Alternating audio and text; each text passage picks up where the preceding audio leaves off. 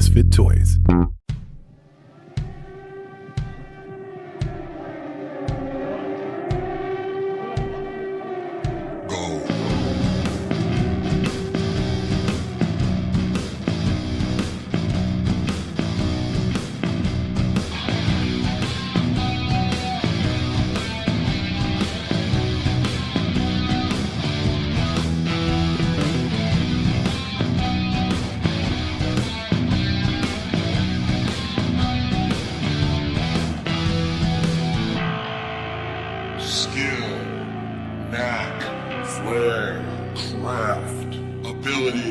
Aptitude, expertise, genius, gift.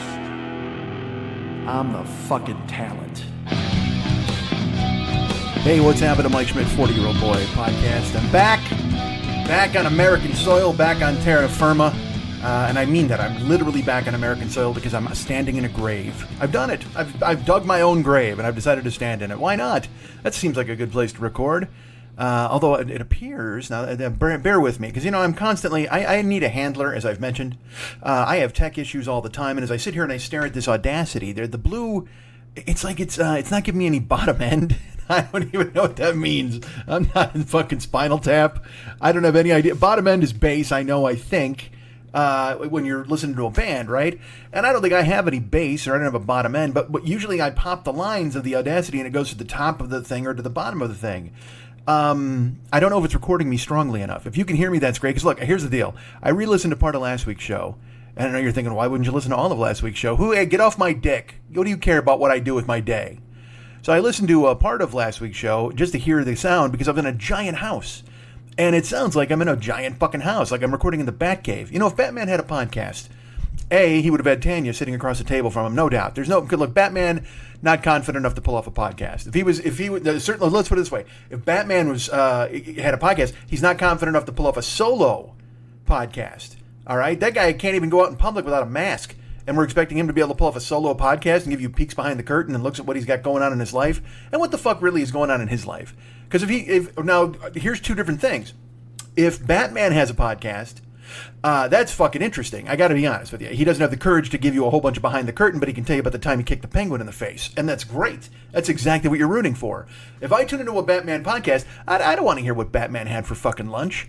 Although the second that came out of my mouth, I thought to myself, God, what did Batman have for lunch? Now I'm curious. Now I demand to know what Batman had for lunch. What kind of a diet? Is he keto? Is he a paleo guy? He's got to do something, right? He's 8,000 years old. He's kicking the shit out of young guys in the street. That's what I want. That's all I want. I want my body fine-tuned to be a weapon when I'm 80. I want to go ahead and have a belt full of smoke bombs. Fuck that. By the time I'm 80, I hope I fit into a belt. Let's put it that way. I'm going to look like fucking Orson Welles. As if I don't look like him now, quite frankly. I have a photo. This is true. I have a photo in my phone of Orson Welles. And it's majestic because it's back when, like, fat guys were revered. Like, it didn't, before everybody was like, oh man, women have to have an hourglass waist and big tits and men have to be like fucking totally, 8-pack abs and shit like that. Back when people could look like people, it was when corpulence was a gateway, or corpulence was a symbol of wealth or status. Orson Welles, I have a picture of him, and he's wearing a suit. Wearing a suit is probably a bad description. He was lowered into a suit. Because I see this picture of him, and look, I'm a big dude, all right? I know the challenges of being a big guy, and belts are weird, and sometimes, and pants, whatever the fuck. But he is, in this picture, he's sitting on what has to be the most sad chair in the history of chair. He's just furious that he's been chosen. And Orson Welles is sitting in it, and just a mile of fabric and scarves and beard, and he looks royal, he looks regal when you look at the picture, but at the same time you're like, oh man, if you saw him naked you'd be like, this guy would, if Orson Welles were alive today, that photograph would be used in my 600-pound life. He would have that little doctor who can't speak English telling him, hey, yes, of course, For the Touch of Evil, it's very good, a terrific movie, but you've got to stop eating these steaks. You have to, because I mean, also that's another thing. Orson Welles, there was no fast food when Orson Welles was getting fat, and also he was rich. It was beneath him. He wasn't going to go to some fucking taco house or any of that shit. He was eating fucking game hens and stuff like. He was eating rich people food to get fat, figgy pudding and whatever the fuck else they threw in front of him, and he fucking inhaled all of it. And he was, as a kid, he was leaned out, looking good. And that voice, goddamn that voice. And that voice was just fueled by all the garbage he ate. And by garbage, I mean fucking amazing piles of food. He ate fucking everything was à l'orange. He had everything à l'orange. He didn't just have duck à l'orange. He probably had milk à l'orange. Fucking Orson Welles not fucking around, baby. He was out there getting it done. I should put that photo in the Joker's page. I say that every week. I'm like, I should put that in the Joker's page. And guess who doesn't do it? It's me. It's me. Because no one out there reminds me, and I'm blaming you. That's right. I blame all of you for that nonsense. Back in America, and nothing's really changed down here except for, well, let's put it this way. I was in Canada, and I heard a siren once. That's not an exaggeration. And that's one more time than I heard it in Japan. All right, I was in Canada for 8 days, and I heard a siren one time. It was when we were in Toronto, and I looked at Ken, who I was hanging out with, and I was like, there it is, because I had told him I hadn't heard a siren. When I was in Japan, the only siren I heard was when North Korea fired a test missile, and they set out an air raid siren. I heard no police sirens the entire 2 weeks I was in Japan, and I came back here, and I'm willing to bet a helicopter is going to go over the house any moment here. It's never ending crime. Just last night, as a matter of fact, we had a first. I think it's a first. I don't know. I didn't do the research. Some guy broke into Nancy Pelosi's house and smashed her husband in the head with a hammer, and the whole time yelling, "Where's Nancy?" Because God knows that's what it's come to down here is everyone frothing at the mouth. I'm waiting for someone to just fucking smash in a restaurant window and tower over Sam Neill with an axe and go, "Hey, do you read Sutter Kane? He sees you." We're heading for the mouth of madness, and I don't know who the fuck is driving, if anybody. It might just be everybody at this fucking point. And I will say this to you, when I heard the story, at first because again, the details trickle out, and it's like, possible break-in, you're like, okay, and then you're like, possible attack, and all right, and then man armed with hammer attacks Nancy Pelosi's husband, you're like, oh boy, that's fucked, and then the second report was, when the police burst in, both her husband and him were holding the hammer, and then the guy wrenched it out of his hands and bashed him in the skull, and then the cop stopped him. I'm like, how about we stop him before he wrenches the hammer out of the hands of the 88-year-old man he's attacking? What if we do that? What if we step to him? But I don't know. Again, they may have burst in, saw the attack, and then grabbed him right away. I'm not sure. I'm only going by the trickles of reports that I've heard. And never go by trickles, folks. It's a bad idea. But now I've been on social media I've only been awake here for about an hour and a half, and I've been on social media, though, kind of catching up to see what happens. And it turns out now that this guy has a fractured skull. Like Nancy Pelosi, it wasn't just some fucking bullshit where a guy showed up and was like, "Ha, where's your wife? I'm mad." He fully fucking fractured this, and look, it's an old dude, all right? His skull is like a robin's egg at this point. No matter what, if he thinks about something too hard or he sneezes the wrong way, crack. So, bashing in an 88-year-old skull, you don't really need a hammer so much as a hard stare. But at the same fucking time, we can't encourage it. We can't be like, "Oh, this is great." Who's going to think it's great? That's the point. That's antithetical to the point I'm about to make. Even talking about it and saying these things, I as a comedian, you're going to be bored as this. As a comedian, I've always found a way to try to turn the news into something that's funny or palatable. Hopefully palatable. I've hit on palatable a lot more times than I've hit on funny. That's a lie. I'm great. So I see and hear this story, and I'm like, and I wrote topical all the time, and I probably would have written bits about this before. Hell, I wrote a bit about a fucking hammer attack that got me out of jury duty. Go buy year fucking 4 or whatever the fuck. So anyway, I've talked about this before. I'm a comedian, so it's like my job to do that kind of thing. But the problem is, like, there's no more comedian. There is no more job that's a comedian. There's none of that. Everybody in the world's a fucking comedian as long as they have Twitter or thumbs. And so I'm reading this stuff this morning, this afternoon, I guess. And I'm checking and I'm looking and I'm scrolling and holy fuck, man, I don't know when it pivoted to where everyone in society thought it was a good idea to go, "Hey, what happened? An 88-year-old guy got his head smashed in with a hammer? I can make that funny."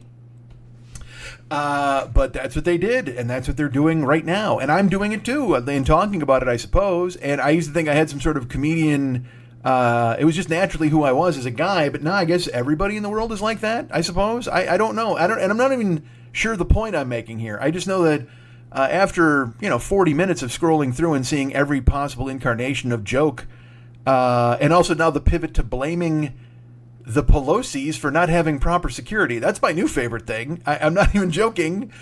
A guy, a person on Facebook posted that, one of those things like and again, this stupid thing drives me fucking crazy. Can we all agree on this? If somebody gets attacked with a fucking hammer, and they were in their house asleep, and then they get attacked with the fucking hammer, can we just side with the guy who got attacked with a hammer? I don't care if he once was mean, or he was a landlord who ejected somebody, or evicted. That's the word I'm looking for. 10 years ago, whatever the fuck, or he's married to the politician you hate. If somebody hits somebody with a hammer, there's clearly a side to take there. Okay, there's not. If this is an innocent person sleeping in their home and someone attacks them with a hammer. And I know that you're going to be like, well, there's a gray area. What if this guy was a racist? And it's like, yes, fine. Or what if it's a Nazi? Fine. I suppose if someone finds a Nazi and breaks into his house and smashes his head in with a hammer, then we can all make jokes. I don't know, I guess. But it just now, within 3 hours of it being a story, from the time codes I could see on Twitter, they're pivoting now. This, like I said, people on Facebook are going, well, why didn't they have any security at that house? I can't believe it. She's She should have had security. She should have had, she's rich enough to have private security. It's like, what the fuck? So now we're blaming them for their own hammer attack? What the fuck are you talking about? I'm endless. I always think every day, it's not going to get worse or weirder. I always think that, okay? And I don't, when I say worse, I don't mean like, oh my God, boo-hoo, everyth's terrible. I don't, I'm just saying, maybe a better way to phrase it is, you know what, every day I think to myself, I won't be surprised today. Here's a movie, I just watched a movie yesterday, Sicario 2, Day of the Soledad. And I know you're thinking to yourself, well, Mike, you've never seen Sicario. Au contraire! 2 days ago, I watched Sicario. I finally found it, I watched it. I fucking loved it. I loved Sicario. Great fucking movie. Benicio del Toro, ice fucking cold. Josh Brolin, awesome. Emily Blunt, terrific. Daniel Kaluuya, fucking so great. But Benicio steals the movie. He's fucking ice cold, and I'm like, God damn, that's a great character. So I had heard from people, because I've never seen Sicario. Again, it's 6 years old, or the fuck, 7 possibly. And my friend is like, man, you got to fucking see it. I'm like, yeah, I know, but to find it streaming for free was always an issue, and then I finally did. One of those deals where I always would forget about it, and then I'd be like, hey, I should watch Sicario, and then it was always, you had to pay money. And I know you're like, hey man, it's worth $4. Yes, I know, but you know what? 4 months ago, I had $4. Right now, things have gotten a little, I'll tell you about that on next week's show. I think I touched on base on it a little bit with Lily, possibly later. You'll hear that, but whatever. It's the fucking world. So, I watched Sicario, and it's fucking amazing. And then I had heard that Sicario 2 wasn't good. And I talked to a buddy of mine. He's like, no, it's good. It's just not nearly as good as Sicario. And I'm like, that's a drag. But also at the same time, I understand it, because I thought Sicario was fucking fantastic. And it's Denis Villeneuve, who made the new Dune. It's just a lot of talent involved in Sicario. So I watched Sicario 2 yesterday, and god damn, you know what? Fuck me if I didn't forget where I was going with this. Holy shit. We were talking about somebody getting hit with a hammer. And the establishing of rules and laws, was that a thing we were talking about? I don't recall. Oh my God, I can't believe I talked myself out of remembering exactly what I was going to say about Sicario 2. Day of the Soledad. They had to make a plan to go with, oh dude, I can't remember. I literally can't remember. Should I stop and go back and listen? No, doesn't matter. It's not important. I watched Sicario 2, Day of the Soledad, and is it about a guy getting hit with a hammer? About making it funny? Oh, never mind. I just remembered. I said it's always maybe not going to get weirder or worse, right? I said that. And then I watched Sicario 2, Day of the Soledad. And look, this doesn't give away any plot, but I'm going to tell you. The movie opens, and they're in Kansas City, Missouri. I don't think it was Kansas City, Kansas. I think it was Kansas City, Missouri. And it's a supermarket. And it's just outside the supermarket, a lot of hustle and bustle, and you're like, oh, you know what? Nothing good's going to happen here. If the movie's called Sicario, Day of the Soledad, you know there's nothing that takes place in a supermarket that you're going to go, this was great and enlightening. No, it's going to be terrible. And sure enough, you see 4 guys wandering through the parking lot, and they start to head in.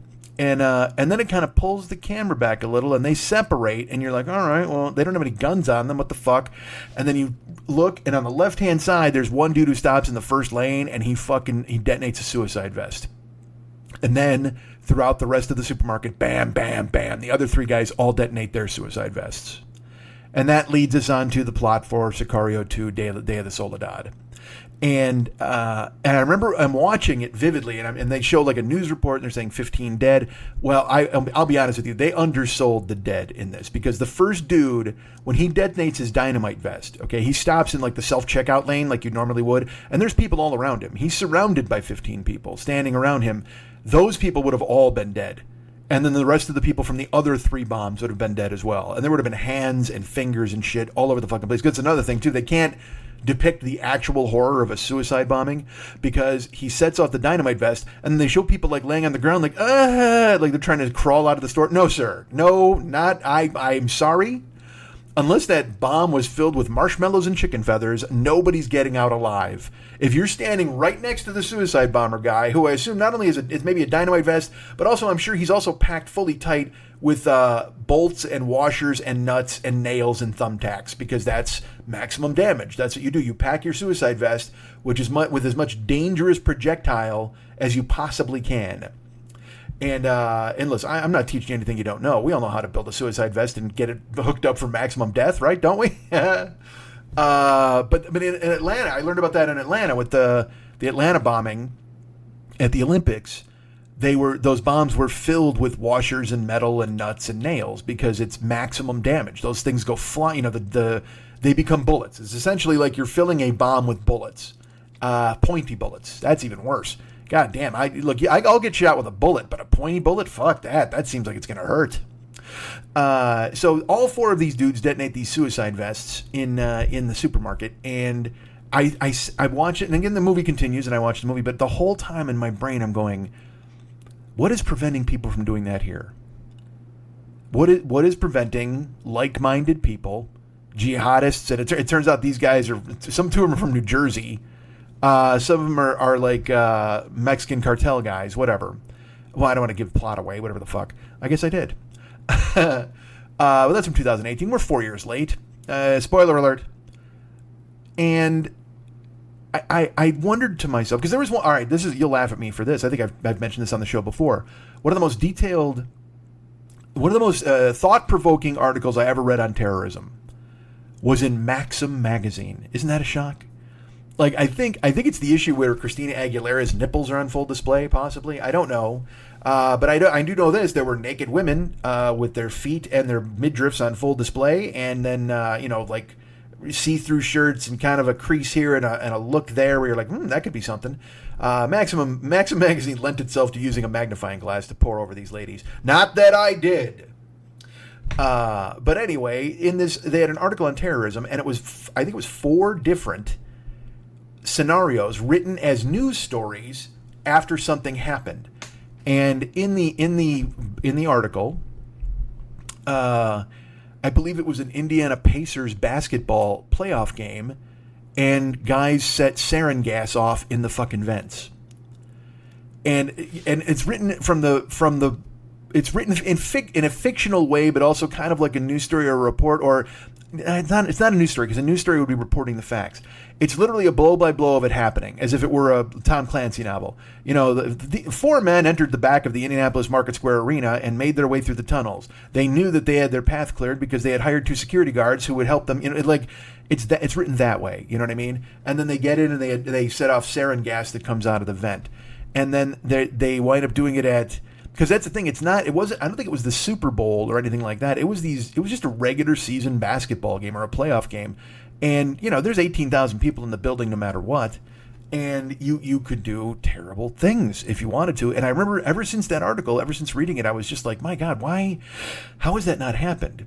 And I'm not advocating for it to fucking happen. But at the same time, I'm just like, I wonder about it. I wonder when I wake up what I'm going to see every day. But I don't have that thing where it's going to go, oh, it's going to get worse or it's going to get weirder. But then I do. I'm like, it's going to get weird. I don't know about worse, but definitely weirder. And then today to wake up and find out that the Speaker of the House's husband was attacked by a guy wielding a hammer in his house and demanding to find his wife, and then he fractured his fucking skull. That's fucking weird. But I go on fucking Twitter and it's just getting lost, and everybody talking about Herschel Walker and his badge and fucking Stacey Abrams and the fact that she's going to lose again, even though the fucking people keep telling me she's got a chance, even though she's got no fucking chance in hell of winning.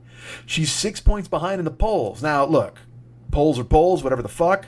And I don't normally be like, oh, I'm not a poll guy, but 6 points is a lot. That's generating a lot of, this is for error, in the margin of error. Fuck you, man. It's not. But it doesn't stop Stacey Abrams and whoever else from texting me, trying to get money out of me. Oh, man, we totally need your $6. It's totally going to put us over the fucking top. Oh, really? $1 a fucking percentage point that you're trailing in the polls? I think not, friend. And also, I'm in fucking California. We got shit to worry about out here. I don't know if you heard, Nancy Pelosi's husband got attacked with a hammer up north. That's fucking going around the news these days. I'm sorry, I can't help Georgia bail themselves out of a fucking problem they keep putting themselves in. But all of it is stupid. Everything is stupid. I wish I could not care about anything. All right. So Sicario 2. Let's do plugs. We got to do plugs. That's why I'm here. See, I do this thing where I do like kind of a show on top of a show, and I don't think anybody fucking likes it. You know what I mean? It's like all of a sudden I put out this fucking podcast, and I'm just burying, because I mean, I got a text today from my buddy Pat, and he's like, fucking Avatar 2 is 3 hours and 10 minutes long. And I texted back, I'm like, wow, 3 hours is long. And I'm like, except for the fact that every week I put out a 3-hour comedy show. And comedy show is a strong term, certainly. It's not 3 hours of rollicking guffaws. But at the same fucking time, it's a lot of time to ask you to listen to my fucking voice. And there are people out there who are like, yes, more. And then there are people, I'm sure, who ignore it. The second they see it's 3 hours long, they just go, fuck that. Couldn't be less interested. And I get it. And then in my brain, I'm also like, well, it splits up because I'm doing this part solo, and then the part with me and Lily is intact. And then I'm like, why are you making excuses? And why do you care? And why are you bothering people with this kind of thing? There's no reason to bother people, man. So, all right, let's get to the plugs. Fuck it. I'm in the Misfit Toys Co-op. Did you guys know this? Yeah, I also want to talk about... All right, I saw... I got to tell you this. By the time you hear this, but this will be released on Friday, you'll hear this. Halloween is coming up strong. It's on Monday, so you get this on Friday. Halloween is Monday. And there's a... how do I explain this? I've been watching Halloween movies. I've been watching scary movies all month. And so here's what I watched. You know what I watched? I watched the original Frankenstein. I watched the original Dracula. I watched the original Invisible Man. I watched The Black Cat.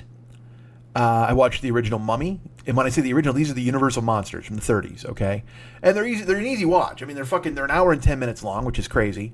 Which, by the way, that's why, because the Universal people are like, you know what? Nobody wants 3 hours of Frankenstein. Let's bring it in an hour 10. That's about right. That's where the modern podcast goes.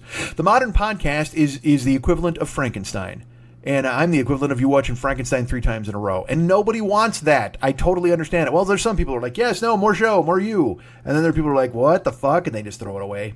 Throw it in the trash bin.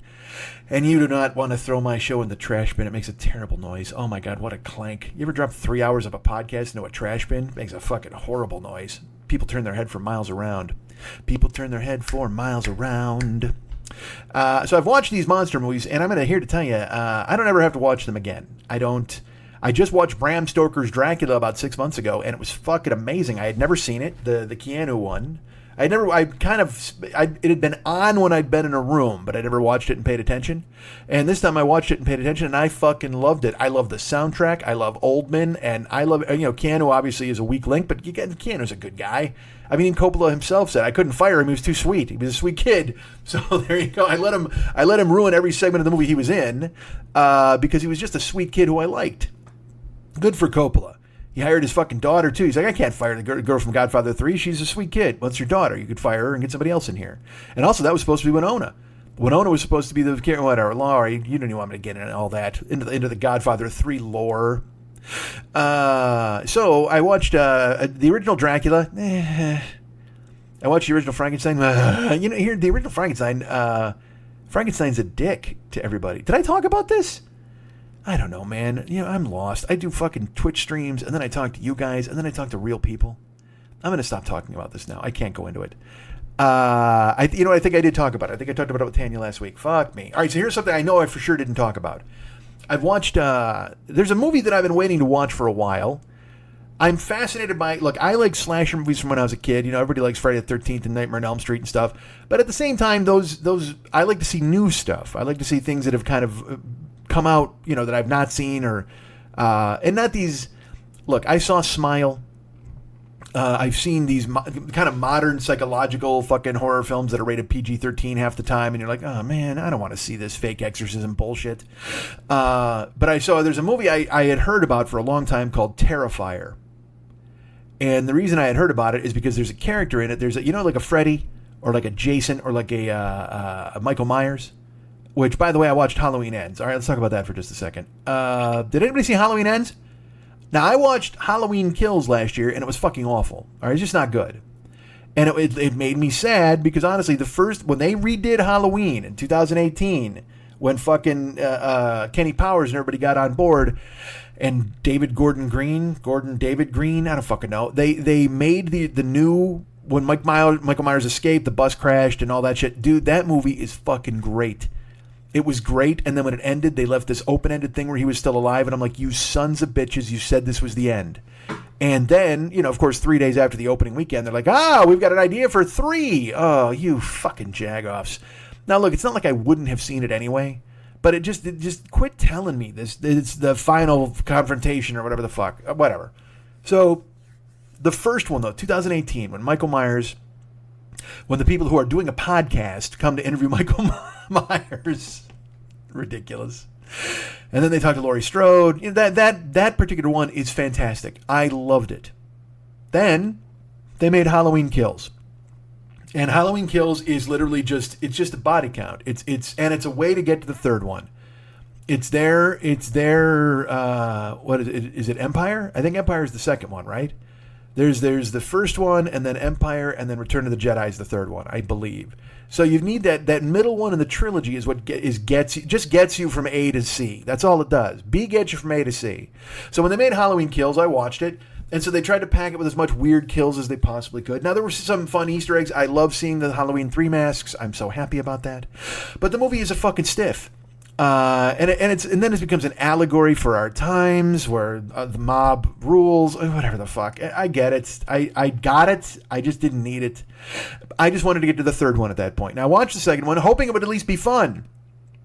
It was not. Like I said, there's the kills are kind of whatever the fuck. You don't care. So then this third one opens, and I was in Canada when it opened. And I said to Pat. Pat was like, "Hey man, are we watching it?" And I go, "Well, I'm in Canada. Can you wait?" He goes, "Yeah, I can wait a week or so." So then he writes me, he's like, "Hey man, my daughter wants to watch it." I'm like, "Go ahead. I'll watch it when I get home. It's fine." And I did. I got home here and I watched it. And I will tell you this: for a week, 8 days, 9 days, I successfully avoided all spoilers. I heard nothing about the film. All I knew was that it opened. I knew nothing. I didn't see if anybody thought it was good or bad. I successfully, even being on Twitter and stuff and on social media, I still avoided it. But I will tell you this, that's actually a bad sign. If nobody's really talking about the movie for a couple days, that means bad things. I mean, clearly that is not good. So I was able to avoid all of these things, and I got home and I went to watch Halloween. And I talked a little about it later, but I'll just tell you, I can't believe they did what they did. I can't believe they got away with this. I can't go into it. I don't want to spoil anything. I guess is it spoiling to tell you that it's fucking awful? I guess it is. So anyway, The Shape, characters like that are fucking fantastic. The Shape is a brilliant one because, again, just call The Shape and fucking, it's so great, the lore. Well, there's this movie called Terrifier, and there's a character named Art the Clown. Now, if you don't know who Art the Clown is, you should check it out. Actually, just find out who Art the Clown is. I'll tell you what to do here. There's 3 movies that Art the Clown's been in. He's been in a movie called All Hallows Eve, and then he was in a movie called Terrifier, and then he was in Terrifier 2. Okay? All Hallows Eve is available for free on YouTube. You can go watch it right now. Terrifier might be on Shudder. I don't know.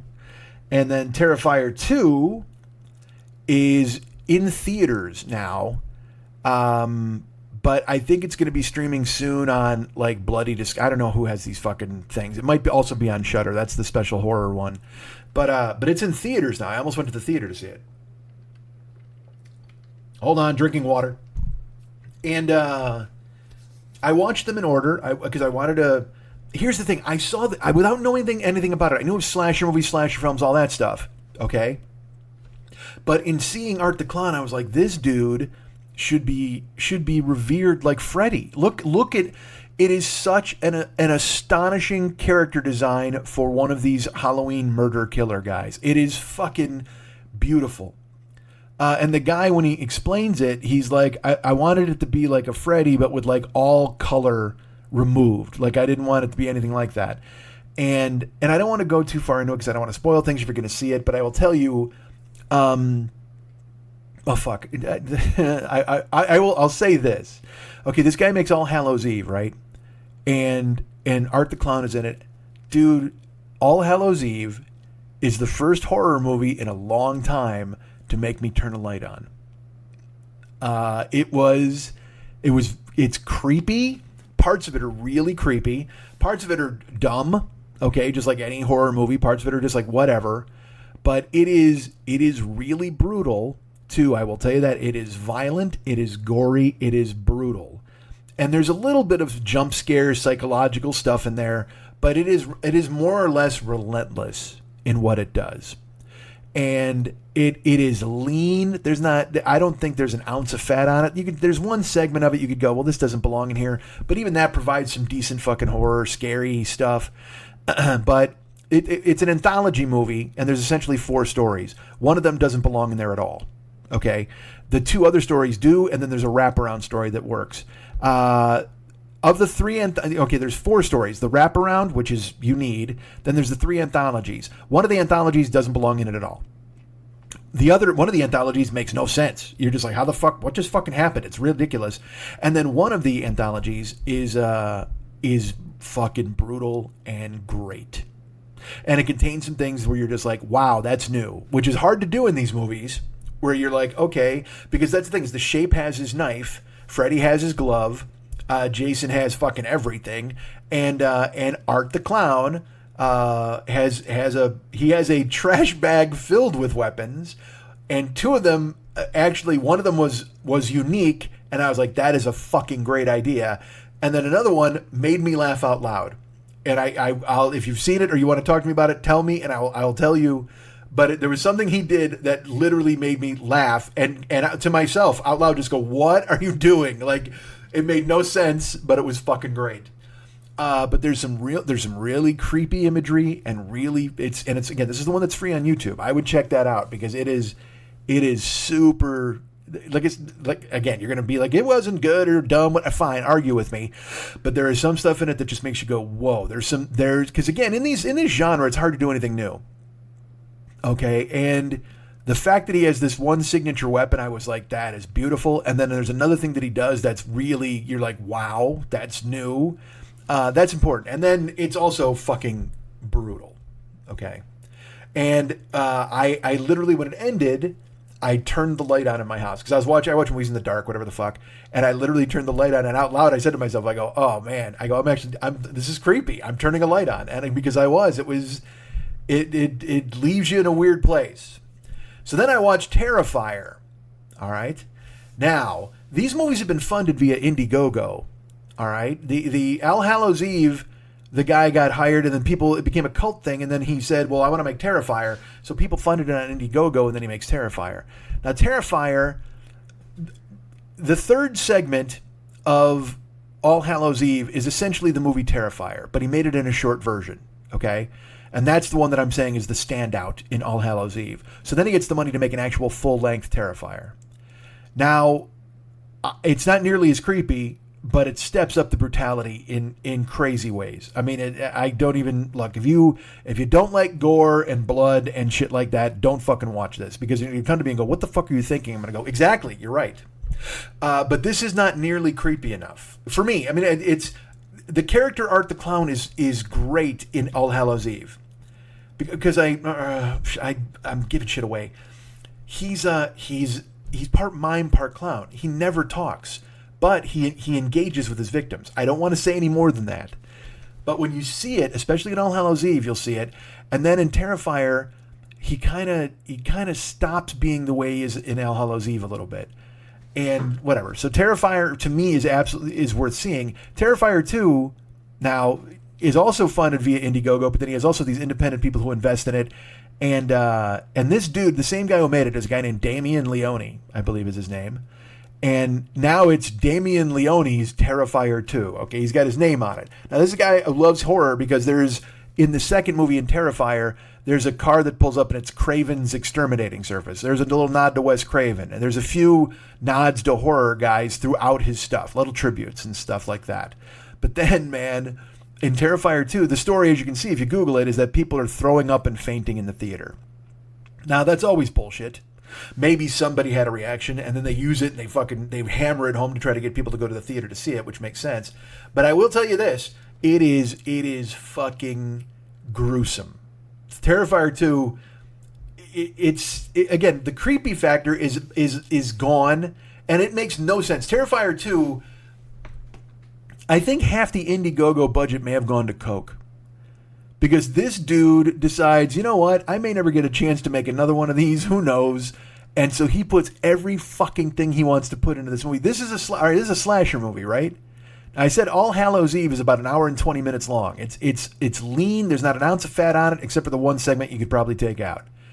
Terrifier 2 is 2 hours and 25 minutes long. That's a slasher movie. How many, if you've got a slasher movie that's 2 hours and 25 minutes long, you better kill everyone in the world. I mean, there's no point otherwise. And also, there's a character that arrives that is not there, but then is there, and it doesn't make any. Dude, Terrifier 2 makes no sense. The plot is fucking weird. There's a whole tangent about somebody's dad. There's a like I said, there's a character that doesn't exist, should not exist, but then all of a sudden other people start seeing it when other people can't. It's a mess. Terrifier 2 is a mess, both, tangentially plot-wise and then also physically, because fucking, oh man, there are people getting flayed alive. I just, and again, so if you're not ready for fucking brutal murder and gore, don't watch these movies. But if it's something that makes you go, all right, maybe I'll give this a day in court, All Hallows Eve's your best bet because it is brutal, but it's also creepy and really fucking it gives you the fucking goosebumps. Terrifier is a straight ahead kind of slasher movie, but pretty fucking gross. And then Terrifier 2, the guy just went, you know what? I'm so high right now. This all sounds like a good idea. And he fucking goes crazy with it. And again, that shit where you can't explain stuff. And also, look, we're all used to Michael Myers being unkillable. All of a sudden, Art the Clown, like I said, in the first movie, he's weird. He might be fucking supernatural, but he might not be. But who knows what the fuck he is? But by the time this movie comes along, he's from. There's a dream sequence that lasts like 7 minutes. It's like, what the fuck? Why is this here? And then later on, we have to revisit the dream set again. It's just Terrifier 2 is a complete fucking mess. But. And too long. It's 40 minutes too long. There's all this shit you could have cut out, but I figure, like, again, this guy, if he's getting movies funded by Indiegogo, he may be thinking to himself, fuck this will never happen again. Let's fucking do everything we want to do. But then I read interviews with the guy. I read an interview, and he's like, this is my favorite part. All these movies have somebody in peril, and then somebody has to confront the villain, all this shit. And there's a character named Sienna in it, and then there's a character named Ariel, and a character named Brooke. One of them, it's always girls, it's always women. And one of them, of course, has to be something. And then he names the person in his interview, and he's like, they're really the soul of Terrifier 2. This movie doesn't have a soul. I'm watching a clown eat a little boy. Not even joking. Like, I'm watching a clown bite somebody's Achilles and chew it up. I mean, what the fuck? Quit telling me this movie has a soul, you fucking Indiegogo champion. And there's nothing wrong with that. Again... But reading that made me go, oh, this guy doesn't know that he's making knockoff fucking vicious slasher movies. This guy thinks he's like a fucking bloody Scorsese. What the fuck? She's really the soul of the movie. And in 2009, I wrote a script, and I always knew there would be an angel-like character who had to confront Art. And I'm like, oh my God, you are someone I would never want to meet. If you knew what you were making, if you knew you were making fun, fucking vicious, brutal slasher films, hit and run, or like a Tom Savini, somebody like that, or a George Romero. I think George Romero knew what he was making was a parable, okay? I mean, like, it's funny. They just announced this week they're making a new Night of the Living Dead. And you know it's going to be a MAGA parable. You know it is. Like, it's going to be this thing where there's going to be dead people with the fucking MAGA hats on, whatever the fuck. Because even the woman who's remaking it said every time period needs its own zombies, and they are of a time, and blah, blah, blah. I'm just like, oh, don't do that. George Romero did it, and it was subtle. You don't need to fucking beat us over the head with this nonsense. Because all these movies, every time Dawn of the Dead is a comment on consumerism. All of this, but it's subtle. It's in there. You have to pick up the fucking thing. If you start hitting people over the head with it, and believe me, Terrifier 2 hits people over the head with fucking everything. I mean fucking everything. But if you're into that kind of spooky, scary, gory, brutal, bloody fucking awfulness, all right, I'm gonna fuck. There's a thing that happens. The character of Art the Clown is not just a fucking sadist. He revels in it. Like, he's not just, the Shape kills because he's an unstoppable killing machine and he shows no emotion. Art the Clown loves his work, and it's pretty fucking crazy to watch. And then he does one thing in this movie where I was like, because he does a bunch of terrible shit, then he comes back and does more terrible shit. But the new terrible shit that he does, you're just like, yeah, no, that's really. He does this thing where you just go, this guy digs this. Like, it's not even a thing where he's like driven. He comes back. I can't tell you what it is, but he comes back and does a certain thing, and you're like, oh my god, this is only in here to make the audience go, fuck, this guy's a fucking terrible, like, not even a person, being, monster. I don't want to give anything away. Whatever the fuck. So there you go. So for Halloween, if you want to watch All Hallows Eve for free on YouTube, I highly recommend it. And then Terrifier and Terrifier 2, if you can find them. I want somebody to watch Terrifier 2 so I can talk to them. Like, I saw Barbarian, and I took Tanya to see it in Canada, or she took me, and then I told Lily to watch it. It's on HBO now. If you haven't seen Barbarian, you gotta watch Barbarian. It's on HBO. You don't have to leave your fucking house, but do not watch a trailer. Just watch Barbarian. That's all I'm going to say. I don't want to give anything away, because everybody. Now, first of all, I can't get anybody to watch it. Lily's the first person I've told, and Tanya, who went with me.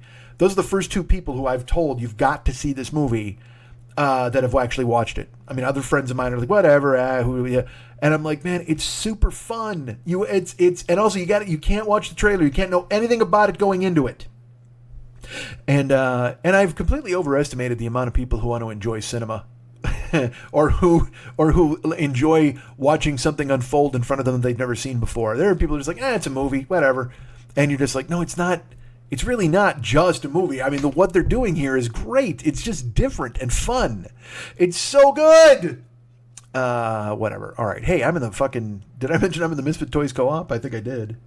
Let's blaze through these. You guys are fucking furious at this point. All right, so Misfit Toys Co-op. It's the guys at Never Not Funny, the guy at Doug Loves Movies, the guy at the Todd Glass Show, the woman at the No Fun with Jen Kirkman Show. All of them are out there. All of them are my friends, and all of them are worth supporting. Never Not Funny. That's James Pardo, Garen Cockrell, Elliot Hochberg. Say it with me. Matthew Belknap. I don't know if he ever goes by Matthew. But he's out there hosting that show. Douglas Benson with Doug Loves Movies. Todd, is there I don't think Todd. Jennifer Kirkman. Is that No Fun with Jen Kirkman? Todd Glass at the Todd Glass Show. Go ahead and check all of those out. Never Not Funny, Doug Loves Movies, Todd Glass Show, and No Fun with Jen Kirkman available to you right now. Misfit Toys Co-op available now, where pockets are sold. We have a sponsor of this show, as we always do. Our great friend, Fearful Jesuit. He's over there at the Paranoid Strain podcast. You love him. He's the greatest. He's someone you enjoy tremendously. And he actually has a bunch of stuff going on now. Go check out the show. I'll let him tell you about it. But the Paranoid Strain podcast is out there right now. Wherever your finer podcasts are sold. He and Dana Unicorn are still breaking down Q and taking them apart. All of these amazing things that they have going on, and done in a way that nobody else is doing it. Quite frankly, I mean, like I said, I'm always fascinated by people doing things that I cannot do, and his level of presentation combined with information, combined with research, combined with entertainment quality, it's just tip fucking top. So go ahead and check out Fearful Jesuit, our great friend who hosts the Paranoid Strain podcast, available to be downloaded wherever you find the greatest podcasts of all time. I don't know. It seems like what if there was one spot that had the greatest podcasts of all time? You know what podcast is in there? Batman's podcast. Oh, that's where I was going to go with that. I was going to tell you, Batman's podcast is interesting. You know who's not? Bruce Wayne. That because he's got to pretend to be a fucking like he's banging fucking Russian ballerina dancers and all that shit, or ballet dancers, not a ballerina dancers, Russian ballerinas or ballet dancers. Ipso ergo, facto, reducto. YouTube.com. That's where I have a channel that I'll tell you about later. Why the fuck did I bring that up? It came out of my brain. You know why? Because I'm trying to blaze through because I think I've been talking to you guys long enough and you're mad. I'm an odd person. All right. So, hey, the Phlegmcat podcast is out there. Our great friend David Mex Hernandez is available right now. Go to his Facebook page, facebook.com/David Mex Hernandez. You can go ahead and check it out. He's got his all of his artwork that he's doing. He does amazing things, and he's doing H2O beauties. He's got those that he's putting up on his Facebook page.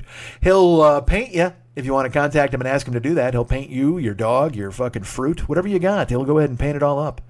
But he wants me mainly to tell you about the Phlegmcat podcast that's available right now wherever you find your finer podcast. What is it, you ask? Well, it's David telling stories and David singing songs, and then a lot of crazy people with all sorts of weird voices, a cast of characters, a cast of thousands, if you will, hanging out with our great friend David Hernandez on the Phlegmcat podcast. Now, that's 2 words, by the way, Phlegmcat, P-H-L-E-G-M, cat podcast.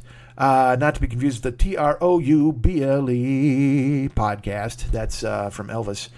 The Phlegmcat podcast is available for you to check out our boy as he sings songs, plays guitars, and tells stories about fishing and golf and getting high. You can't argue with that, right? Fishing, golfing, getting high. Now, all 3 of those are versions of getting high. Getting high is a version of getting high by getting high. Golf is a version of getting high by losing yourself in zen fucking greens. And fishing is getting high by losing yourself in the endless waves and the cool fish that you catch and kill. Oh, you don't have to kill them. You can throw them back. You know what? You know who would not throw them back? Art the Clown. Oh, my goodness. He would catch them and he would do terrible things to them. And then he would come back and do more terrible things. Just when you thought he was done, just when you thought Art the Clown was done doing terrible things to a fish, he would come back and desecrate that fish further. And you would go, holy shit, that fish didn't deserve that. Not that the fish deserved the first thing that you did, but the second thing clearly was out of line, Art the Clown. What's wrong with you? Art the Clown, you need discipline of some sort. Although there is tremendous discipline in killing people, I would assume, over and over and over, and doing it in ways that, look, if you shoot somebody in the fucking head, that's one thing. But if you tie them upside down to an inverted cross and you start thinking to yourself, hey, what if I did this? That's discipline. That's hard work. Art the Clown, it's just dawned on me, Art the Clown works harder than I ever have in my entire life. In one night, Art the Clown works harder than I ever have in my entire life. I can't hold a candle to Art the Clown. Like, look at the Jeffrey Dahmer. I'm not watching that show. I've talked about it. But that dude had like a vat of acid in his house. He had to get people into his house and then not let them leave and then kill them and then boil the bones and eat them and all that shit. That's a full-time job of death. Jesus Christ. That's more work. That's why you'll never have to worry about me becoming a serial killer of any kind, because that's just a lot of work. Just that staking people out, fucking sitting in your car, hoping to follow them home and find them in a dark spot. Then you got to hit them and keep them quiet and fucking drag them somewhere and do things. And dude, fuck that. I don't want to talk. I don't even want to talk to people on the phone. I don't even want to check the mail. I'm not gonna go through those hoops. Fuck. That reminds me of City Slickers, because there's a great line in City Slickers where Daniel Stern is like, if when they're lost, I think he goes, if we die, I give you permission to eat me. And Billy Crystal goes, eat you? I don't even like talking to you on the phone. Which is one of my favorite movie lines of all time, and that's probably why it manifested itself a second ago. So there you go, Misfit Toys Co-op. Paranoid, Strain, people taking care of business. The Phlegmcat podcast out there waiting for you. Did you know I'm on Cameo? I am. You know who else is on Cameo? Art the Clown. Not a good idea to give him your phone number, but still. Actually, you don't give me your phone number on Cameo either. I just leave a message and then you pick it up. Our only connection is via the Cameo app. Although, fucking killers are weird. I'm sure Art the Clown will climb out of your phone if you connect with him on Cameo, right? That's got to be the thing. That's a really great idea for some sort of viral marketing for that movie. If Art the Clown did cameos and every cameo you bought from him, he just killed somebody. Like, no matter what you asked him to do, he had a new person that he fucking killed on the cameo. Now, I don't know if Cameo wants to get in the murder by video business. I don't know if that's their on the top of their fucking corporate Bible. But that's not a bad idea for the viral marketing. If you had a cameo and you hired Art the Clown, and you're like, hey, we think you're hilarious. If you could say hi to my son and say boogity boogity to my wife. And it's literally, he just makes a face and he cuts somebody's throat on the cameo. It's 5 seconds long. God damn, that's actually not bad. All right, so I'm on Cameo. I won't cut anybody's throat. And I'm certainly not going to be 5 fucking seconds, sadly. But go ahead and hire me. Why not? You want to hire me for Halloween? I'll put a sheet on and say boo to you. Why don't I do that? I'm a boo guy. I'll trick you. I'll trick you. One way or another. I'm going to find you. I'm going to trick you. I'll get you. Hire me on Cameo. I'm great. It costs you $20, and I get upwards of 15 of that. I think. I make minimum wage for every cameo you send me. Look at that, and I earn it too. God damn it! Again, I'm not just spending 5 seconds cutting the jugular on some fucking sorority chick. No. I'm talking to you about all sorts of important things. I'm delving into the secrets of the world. I'm talking about flat Earth. You want me to talk about flat Earth on your cameo? Costs you $20. I'll happily do it. You tell me what to talk about, and I will talk about it. I will converse at length about it, whether I know anything about it or not. If this show has not proved that to you by now, if you've learned anything from this show over the past 12 and 3/4 years, it's that I will converse fluently on things I know nothing about. I know a little bit about everything, just enough to make me dangerous, because then I'll talk about it at length, and you're like, you don't know any fucking idea what you're talking about. I'm like, hold on a second now. What makes that different from everybody else in the world? How does that make me different from everyone else who knows fucking, 1% of something, and they decide to pontificate about it like they're a fucking genius? Oh, if only I were Orson Welles. Just this immovable object in a chair that's groaning under his weight as he sits there and stares in the distance, and he waits for somebody to bring him a turkey leg. Oh, Orson fucking Welles, genius. And he earned his fat. He earned his corpulence. He was filled with genius. He was filled to bursting with genius. His flesh was going to burst wide open and ideas were going to pour out because he's a fucking maniac. And yeah, everybody's like, oh, he wound up selling wine and fucking Mogan David and cheese and whatever the fuck else later. But you know what, man? That was a funny ass dude. And also, go read his interviews with, Henry Jaglom? Is that how you pronounce it? I don't even know. Where he talks shit about Woody Allen, he talks shit about everybody. Dude, Orson Welles was a raconteur and also a guy not afraid to say it like it is. Nowadays, anybody fucking says something, everybody's like, oh, boo-hoo, you can't, what are you doing? That made me sad. It's like, fuck you. Orson Welles didn't care. Comes into your life like a fucking cannonball. That's if Orson Welles was alive today, he'd be on the end of a chain and Miley Cyrus would be straddling him and they'd be swinging all over the fucking set as Orson Welles talks shit about today's filmmakers. What would Orson Welles feel about Art the Clown, huh? He would probably feel that his minimalism was actually worth exploiting within the film, but then he would say that his excess... Although, you know what? I go this way. I go, maybe Orson Welles would appreciate the minimalistic character engaging in excess. He would like the duality of it. Not unlike the duality of the black and white costume that Art the Clown wears himself. Look at me. Holy shit, I'm a modern-day Welles. Welles is speaking through me. I'm channeling that big motherfucker. That's what I'm doing. And also Orson Welles would wonder just what the cocaine budget was on Terrifier 2, because there's a scene where somebody does coke, and in my brain I'm like, that's real coke. I guarantee it. And there's another scene where somebody pulls out a baggie of coke, and I go, that's real coke. I'm telling you, they were all high as fucking balls doing this fucking movie. When the guy wrote it, he's like, you know what I need? I need an angel character to confront Art the Clown. Shut the fuck up, you fucking goof. Oh my God. And now his name, like I said, Damien Leone's Terrifier 2. Shut the fuck. Who else is Terrifier 2 would it be? Who's stepping up? Who's coming along to go, you know what? This is my Terrifier 2. No, no, I think not. This is my Terrifier 2. My name is right there on the title. Hold on, I have to do a sugar bowl full of cocaine. Please hold tight. I have to do a milk pail full of cocaine before I write about this angel character who inexplicably also is supernatural, not unlike Art the Clown, and dies in a dream and then doesn't, whatever the fuck. Oh my God, what a mess. What a goddamn... This is the movie that fucking Pacino wrote in Scarface sitting at the desk.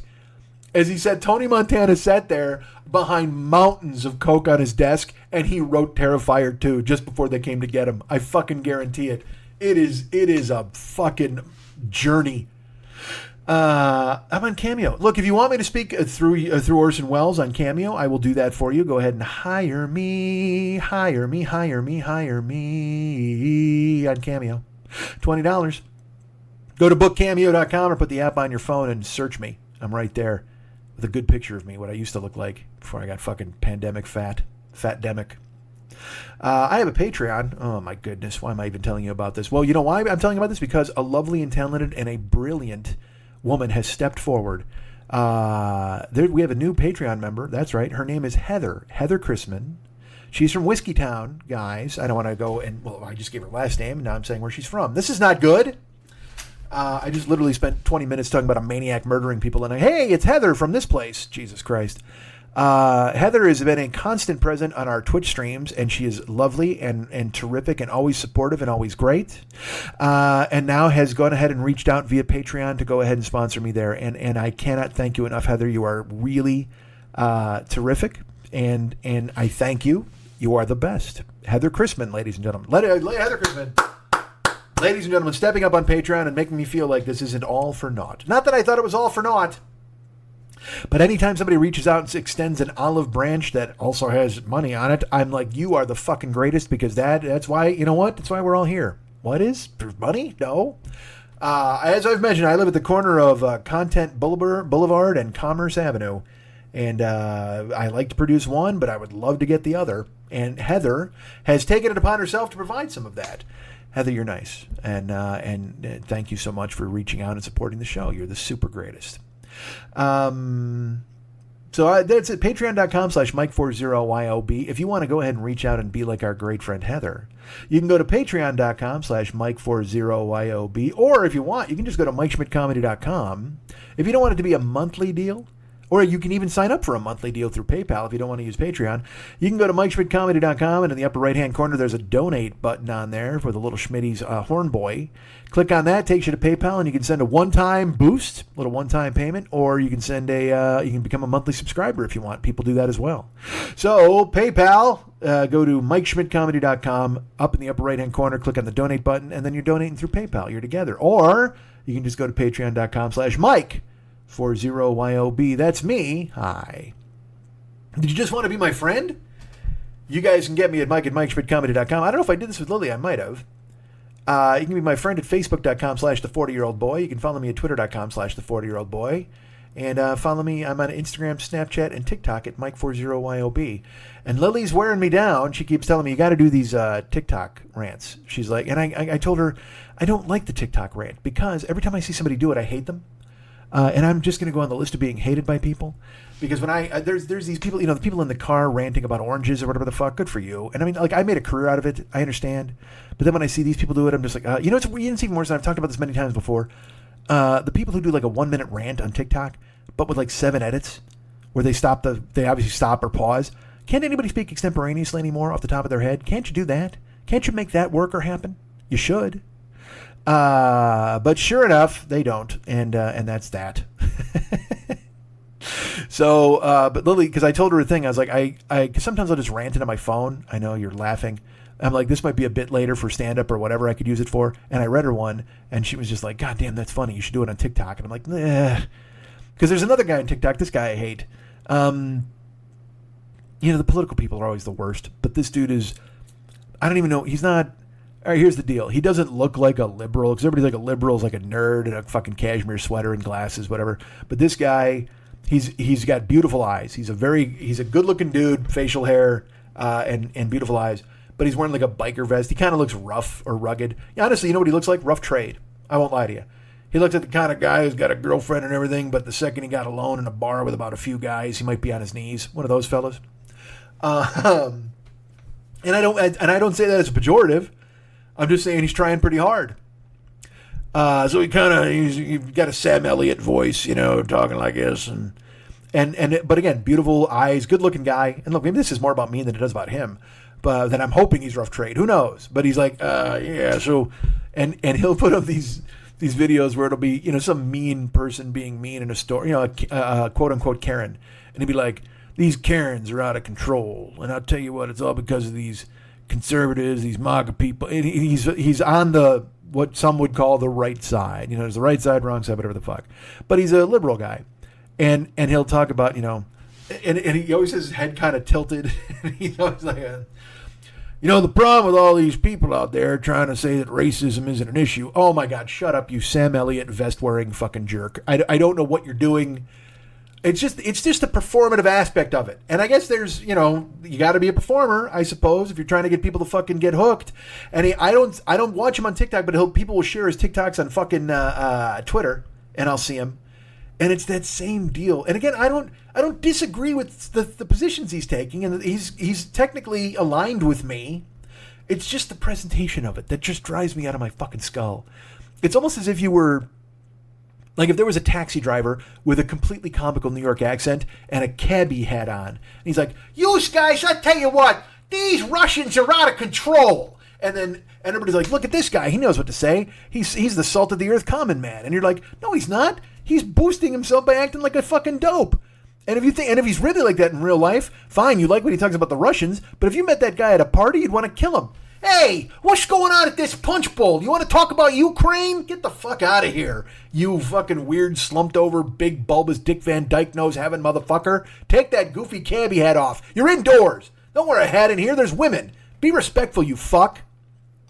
I don't know why I imagine this guy at a party and me getting mad at him, because that's where it went. Take that. And that's the kind of magic you get on Cameo. "Hey, you guys." I'll do that guy. It actually hurts my chest to do that guy.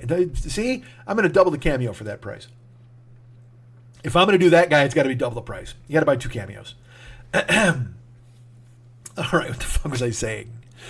I don't know. I was telling you where I was. Cameo, Patreon, PayPal. Oh, let's talk about channels. I'm at youtube.com/the40year-old-boy. You can find mainly archives of this podcast, but it still lurks as my television station if I ever want to go ahead and do something with it. If I ever learn how to use cameras and computers, wouldn't that be fun? I would love it. I only had 2 years during the pandemic to learn it and did not. Twitch.tv/the40year-old-boy. Now you're talking. That's me on there. Spooktober was a bust. I'm not going to lie to you. We played a game called The Quarry. I went out of town to Canada, and I've only streamed like once since I got back. And in that stream, I didn't play a game because I updated my computer, and I thought it was all going to work, and there was no sound. So I had to go through Twitch, and then I just ate weird chips. It was fun. I tried some Japanese snacks. You should actually go watch the last stream. It was really fun. Check it out. Why not? It's great. It's good. Great's a strong word. So is good. But I will tell you this. I tried Pringles from another land.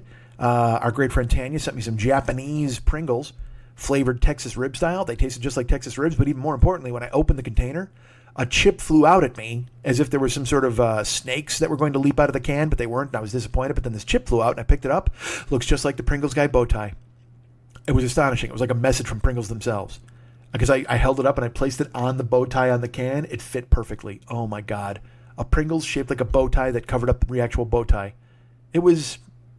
and I don't use this word a lot, it was glorious. Go watch that stream. Go watch all the old streams. I'm funny sometimes, and I'm killing shit sometimes. It's about 6 of one, half a dozen of the other. But I'm there. Twitch.tv/the40year-old-boy. I'm streaming in November. It's going to be a lot more regular because I'm trying to get my fucking computer squared away so I can do streams and just chatting and all sorts of stuff. I hate feeling so incompetent that I can't get things to work. It's such a drag. And yet, we persist. YouTube.com/the40year-old-boy, Twitch.tv/the40year-old-boy, the Paranoid Strain podcast, available wherever podcasts are found, the Phlegmcat podcast, amazing and brilliant, also where podcasts are found, bookcameo.com, patreon.com/Mike40YOB, MikeSchmidtComedy.com, upper right-hand corner, Never.funny, Doug Loves Movies, Todd Glass Show, No Fun with Jen Kirkman, that's the Misfit Toys Co-op, and that is the plugs. That's it, squared away, done and done. And now let's get to the meat of the show, shall we? I said to myself I was going to keep this short and didn't. I was able to record the lovely and talented Lily this week, and it makes me happy that she was available. And there you go. So I mean, here's and it's just, what am I trying to do here? Just get to the fucking show. Why am I even stalling? Because you know why? Because normally, remember, I would do the rant out or whatever the fuck. All right, you know what? It's going to be me, and it's going to be Lily, and it's going to be the meat of the matter after these important messages. Hi, I'm stand-up comedian and sex symbol Tig Notaro. And I'm actor and writer Cheryl Hines. Before Cheryl and I got into the big business of podcasting together, we were just simply friends. And we're still friends, but now we talk about a different documentary every week on our podcast, Tig and Cheryl, True Story. We've covered everything from true crime to Britney Spears to my octopus teacher. I'm just laughing because my octopus teacher was crazy. I found it more interesting that his son now had a stepmother, and it was an octopus. We also, Cheryl, tell stories, go on tangents, and generally make our sides hurt laughing at each other. So whether you love documentaries or just want to hear us slowly lose our minds, check out Tig and Cheryl, True Story, wherever you get your podcasts. All right, cool. Okay. Hey. Hi. I'm glad you're back, by the way. I don't think I told you that part. Well, you're nice. I'm happy to be back. I'm happy I made it back. Not that Canada's a war zone, but at the same time, you never know. There's diseases and everything crawling all over the landscape. Zoom is very unprofessional, I must say, because when you hit the recording thing, right?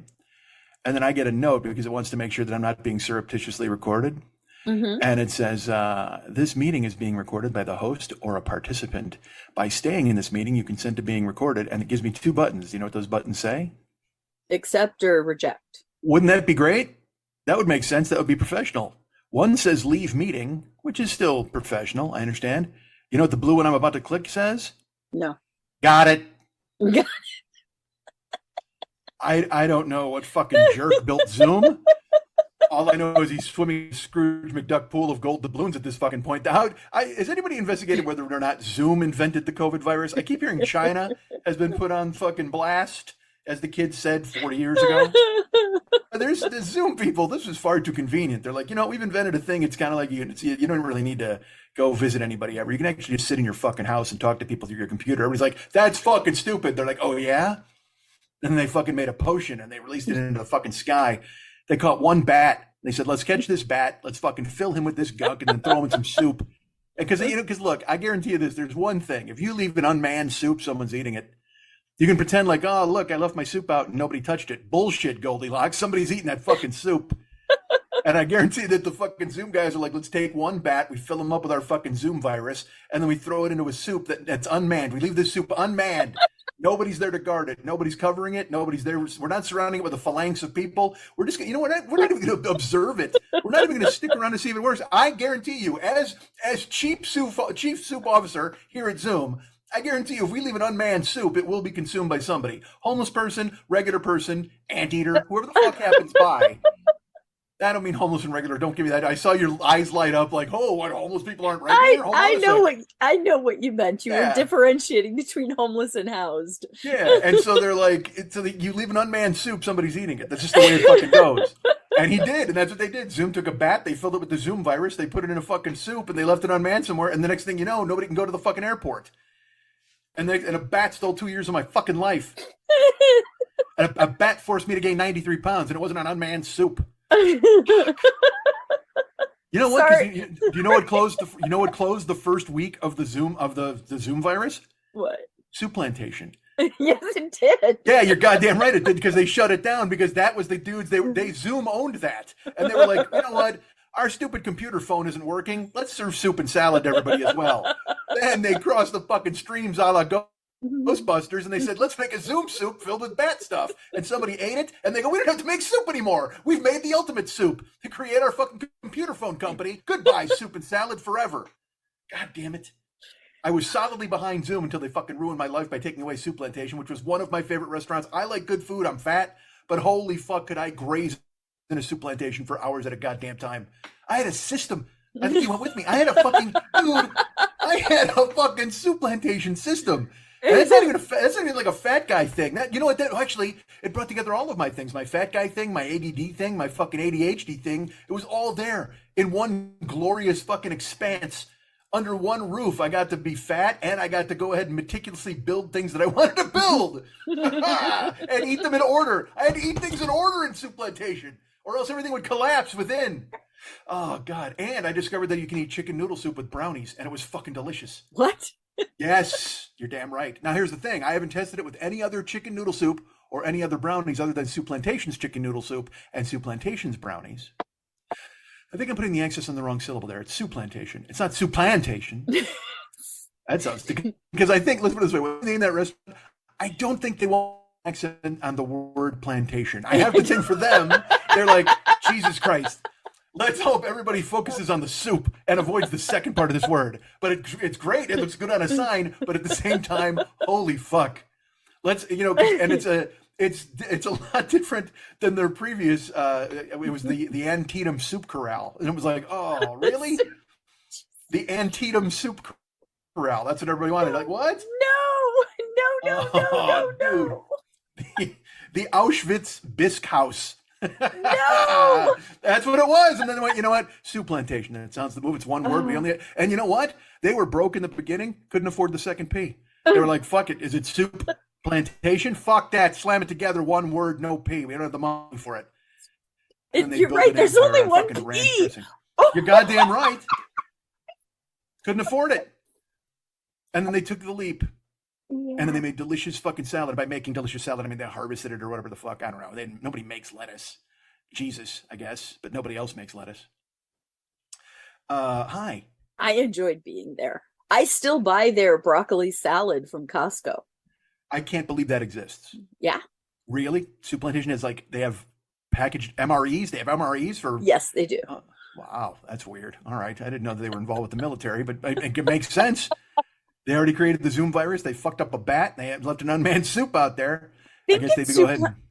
Yeah, it's Soup Plantation. I had to think about it. It is. I didn't know they were in the weapons industry. I didn't know that was happening. They're making MREs, making a fucking an IED, an improvised explosive delicious device.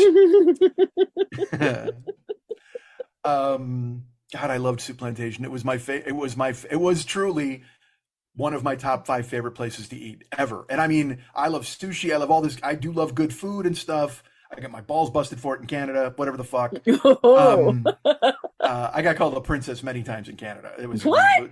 Yeah. My buddy Ken is because Ken's a fucking, you know, he's a polar bear with you know, human skin. I mean, that's who he is.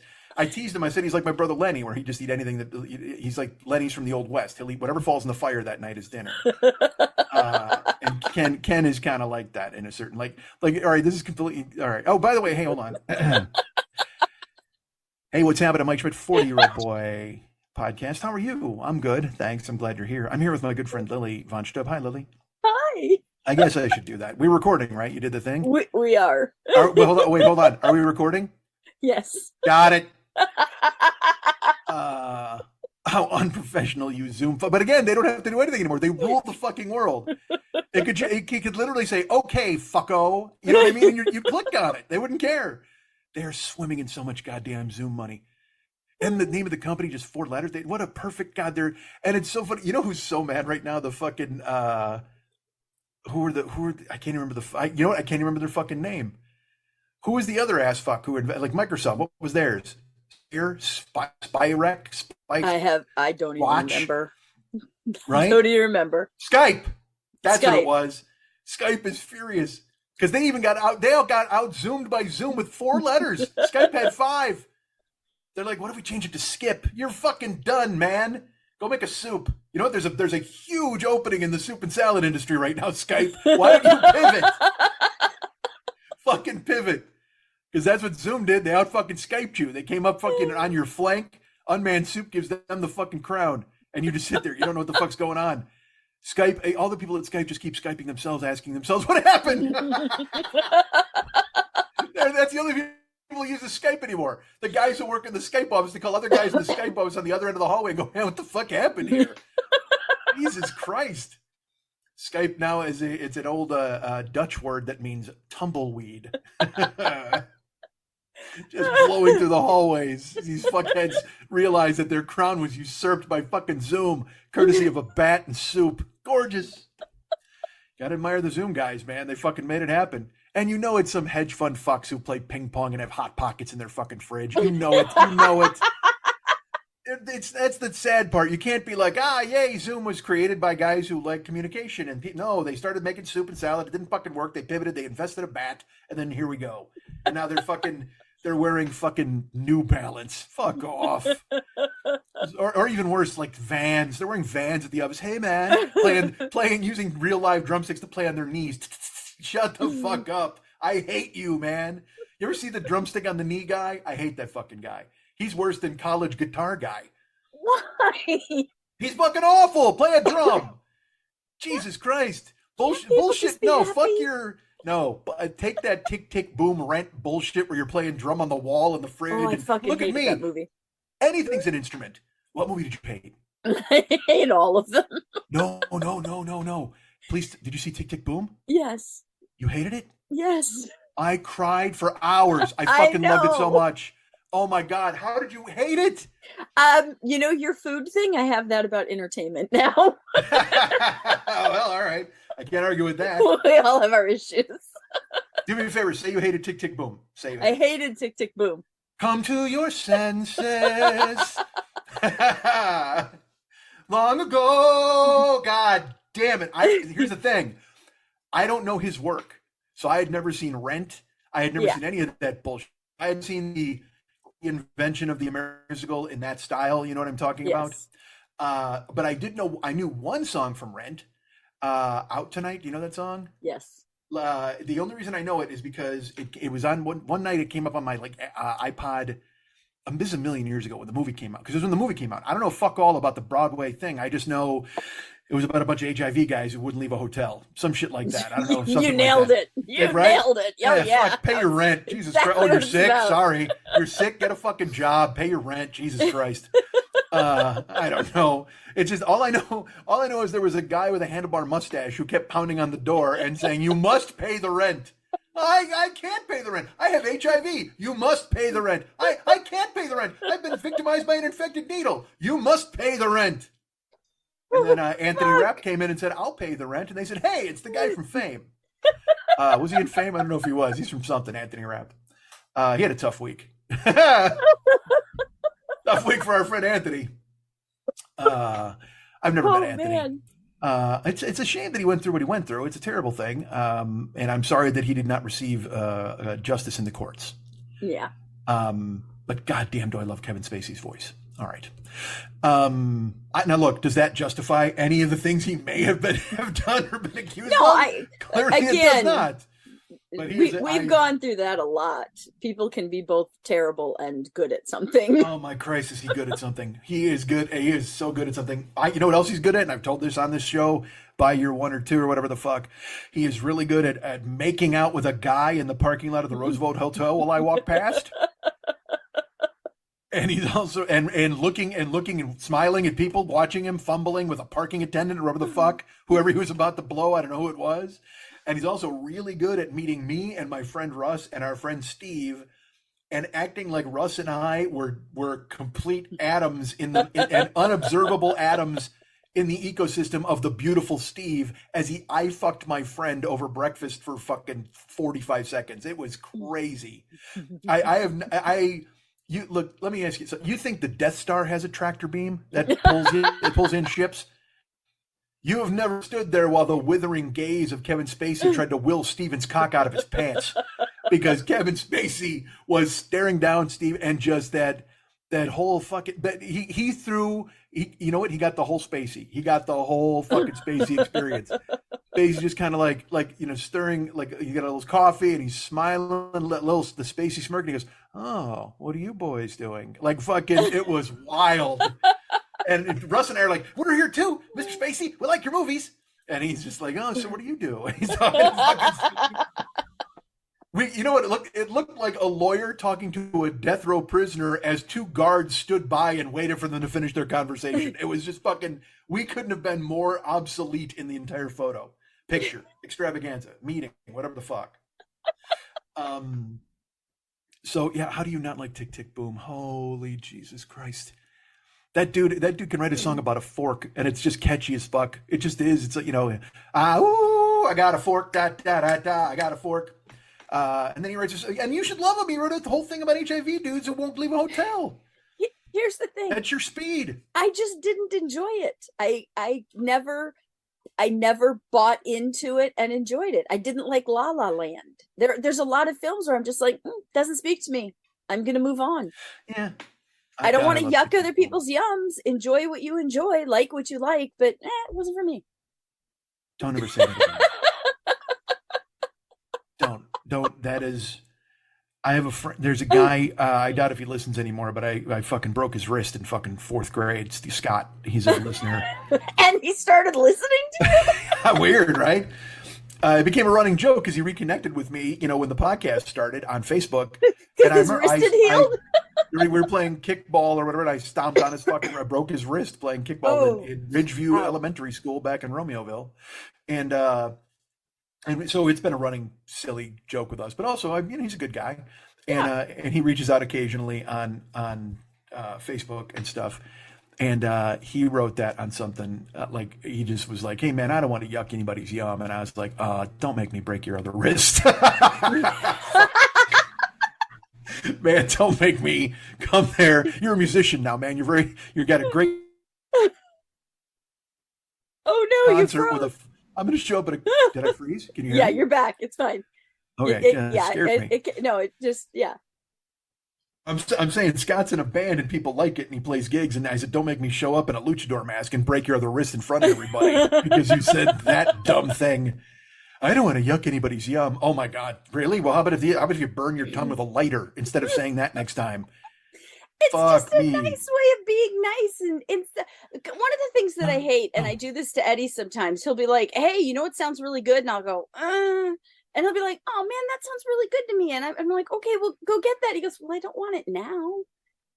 And I'm like, I didn't mean to be like, "Don't eat that." I just was like, "Oh, that's not what I want." There's understood. I don't need to be overtly mean because I didn't like Tick, Tick, Boom.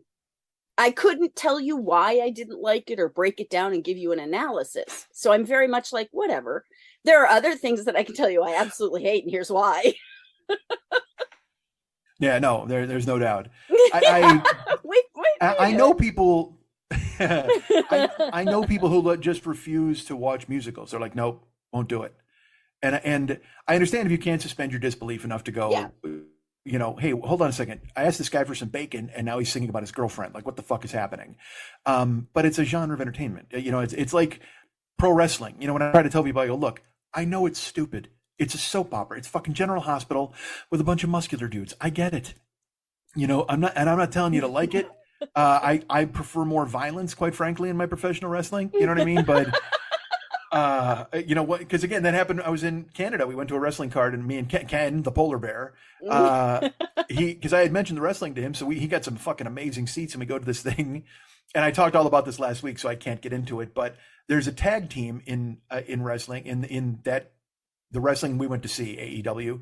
They're tag team champions, and again, I literally talked about this for like 10 minutes last week, so I can't. But to tell you what happened. Yeah. There's a tag team, and the tag team champions, one of them is an out gay man.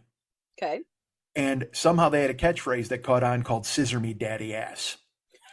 And they did a handshake. Yeah, that's okay. So that's the thing. It's wrestling. It's just dumb. Of course they did. But so they're doing all that. It turns out the angle they went with is there's another heel team, like a bad guy team, and they somehow filed a trademark application for "Scissor me, daddy ass," and they told them they couldn't use it anymore because every time they did, they would have to pay the money. So then they had to have a fight to see who got the trademark and could rip up the contract.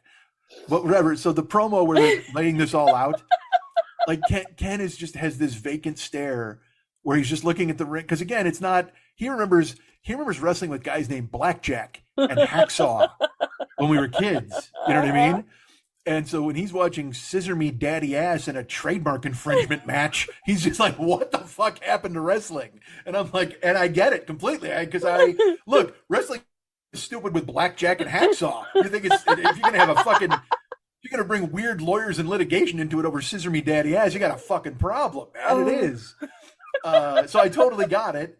And so then you find yourself in this thing where you're like, because he bought the tickets, and I had only mentioned it to him, and he was awesome, and he went and bought the tickets. He's like, "Yeah, it's fucking wrestling; it'll be great." But he doesn't. I don't think he was prepared for what wrestling has become. And so then you find yourself wanting to apologize. Like, look, dude, I can't, I'm sorry about Scissor Me Daddy Ass. Like, I mean, I didn't write it. It's not my choice. Cause there's, again, you got to pick and choose. And also here's the deal with this kind of wrestling now. Like, I don't watch it every week. There's certain guys I fucking love and I'll watch the viral stuff. I've gone to live stuff when Ahmad is here because he and I like it, but we also recognize it's fucking stupid. That's the difference. We're all like, look, man, I know this is dumb, but sometimes a really fucking cool thing happens even though it's dumb. But to try to tell anybody that. So that's the thing with musicals. If you say to somebody, you're like, no, man, these songs are beautiful. They fucking tore my heart out. And they're just like, yes, I only wish he hadn't delivered them while he was pumping somebody's gas. Again, I like musicals. It just wasn't one that I could get into, and just I think I actually bailed about 2/3 of the way in. Well, I've found myself saying, and I've said this many times now, it's not for me. I'll say it's not for me. That's not for me. You don't have to apologize for not liking something. It's like, well, because look, you're not saying Tick Tick Boom sucked. No, not at all. Yeah, you're saying it wasn't for you, and I totally understand that. But also, it's frustrating. There's nothing more frustrating than when you see something, and you're like, look, you got to watch this. You say to somebody, you're like, come on, man. And there's a couple different ways that can go. One, they watch it and they fucking hate it and they think you're a fucking clown, and you're just like, all right, well, I guess. But that's only 2% of the time. Yeah. 98% of the time they don't watch it. They're just like, nah, because everyone can pick and choose now. Everyone has their own fucking tunnel vision, and it's understood. But I'll when you say to somebody, look, it's even right. Look, with a movie, it's fucking bad. But when you send somebody like a 30-second clip and they won't watch it, you're like, what the? It's 30 fucking seconds, man. I'll even say, because I'll send clips to friends or whatever. Yeah. And I'll just go, look, man, this is 30 seconds. It's not going to take your whole fucking day. I promise. Just so I can have one person in the world to commiserate with who also saw this crazy shit. You know what I mean? Didn't you? Please, just tell me you saw that nonsense. I'm sending you TikToks that way lately. And I watch them and I reply to you. And I tell you that was funny, or that wasn't for me, or then you sent me one and I was like, all right, it was some woman. Hold on. She sent me some woman who had been invited to somebody's wedding. And this woman was explaining about going to the wedding and why she wasn't sure if she should go because this person was a best friend, but then they had a falling out. But then she went to the wedding and then she found out everybody talked shit about her and she didn't know why you would do that, and her kids. And it had to be 90 seconds long.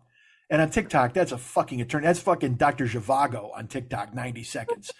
So I watch it and again, because I know the feeling, I know the hurt of when you send somebody something and they're like, this is fucking stupid, or I'm not watching it. So I said, everything Lily sends me, I watch. And sometimes I'll say, well, it's not for me, or I'll go, oh boy, or I'll laugh. But I watch this chick and I genuinely, by the the 70-second mark, I'm actually trying to get into the drama. Like, I'm like, all right, so wait, so she got, and I was siding completely against the woman who did the TikTok. I'm like, no, you're wrong. Because, all right, actually, I apologize. Let me explain what happened. She was sent her friend's, all right, she had a falling out with a best friend. And they haven't talked for years. But now she was invited to the friend's wedding, and she got sent a wedding invitation that was very elaborate. You had to open it, it played a song, confetti, fucking, it was because some people do that dream wedding bullshit where they're just like, you're not going to believe this. And they have a clown car gets out and 40 clowns get out of it. And the 40th clown is holding a handful of balloons. And now you got to pop all of them for the invitation to fall into your hand. You know how people are with the gender reveal bullshit and all that stuff. Which always cracks me up. Hey, you want to know what baby we're having? Watch the smoke. What the fuck? What are we? You Native Americans now? Is that what it is? You just got to set a thing on the top of a mountain and pound a blanket over a fire, you fucks. Just tell me what you're having, boy or a girl. Do I have to buy something pink or something blue? Get the fuck out.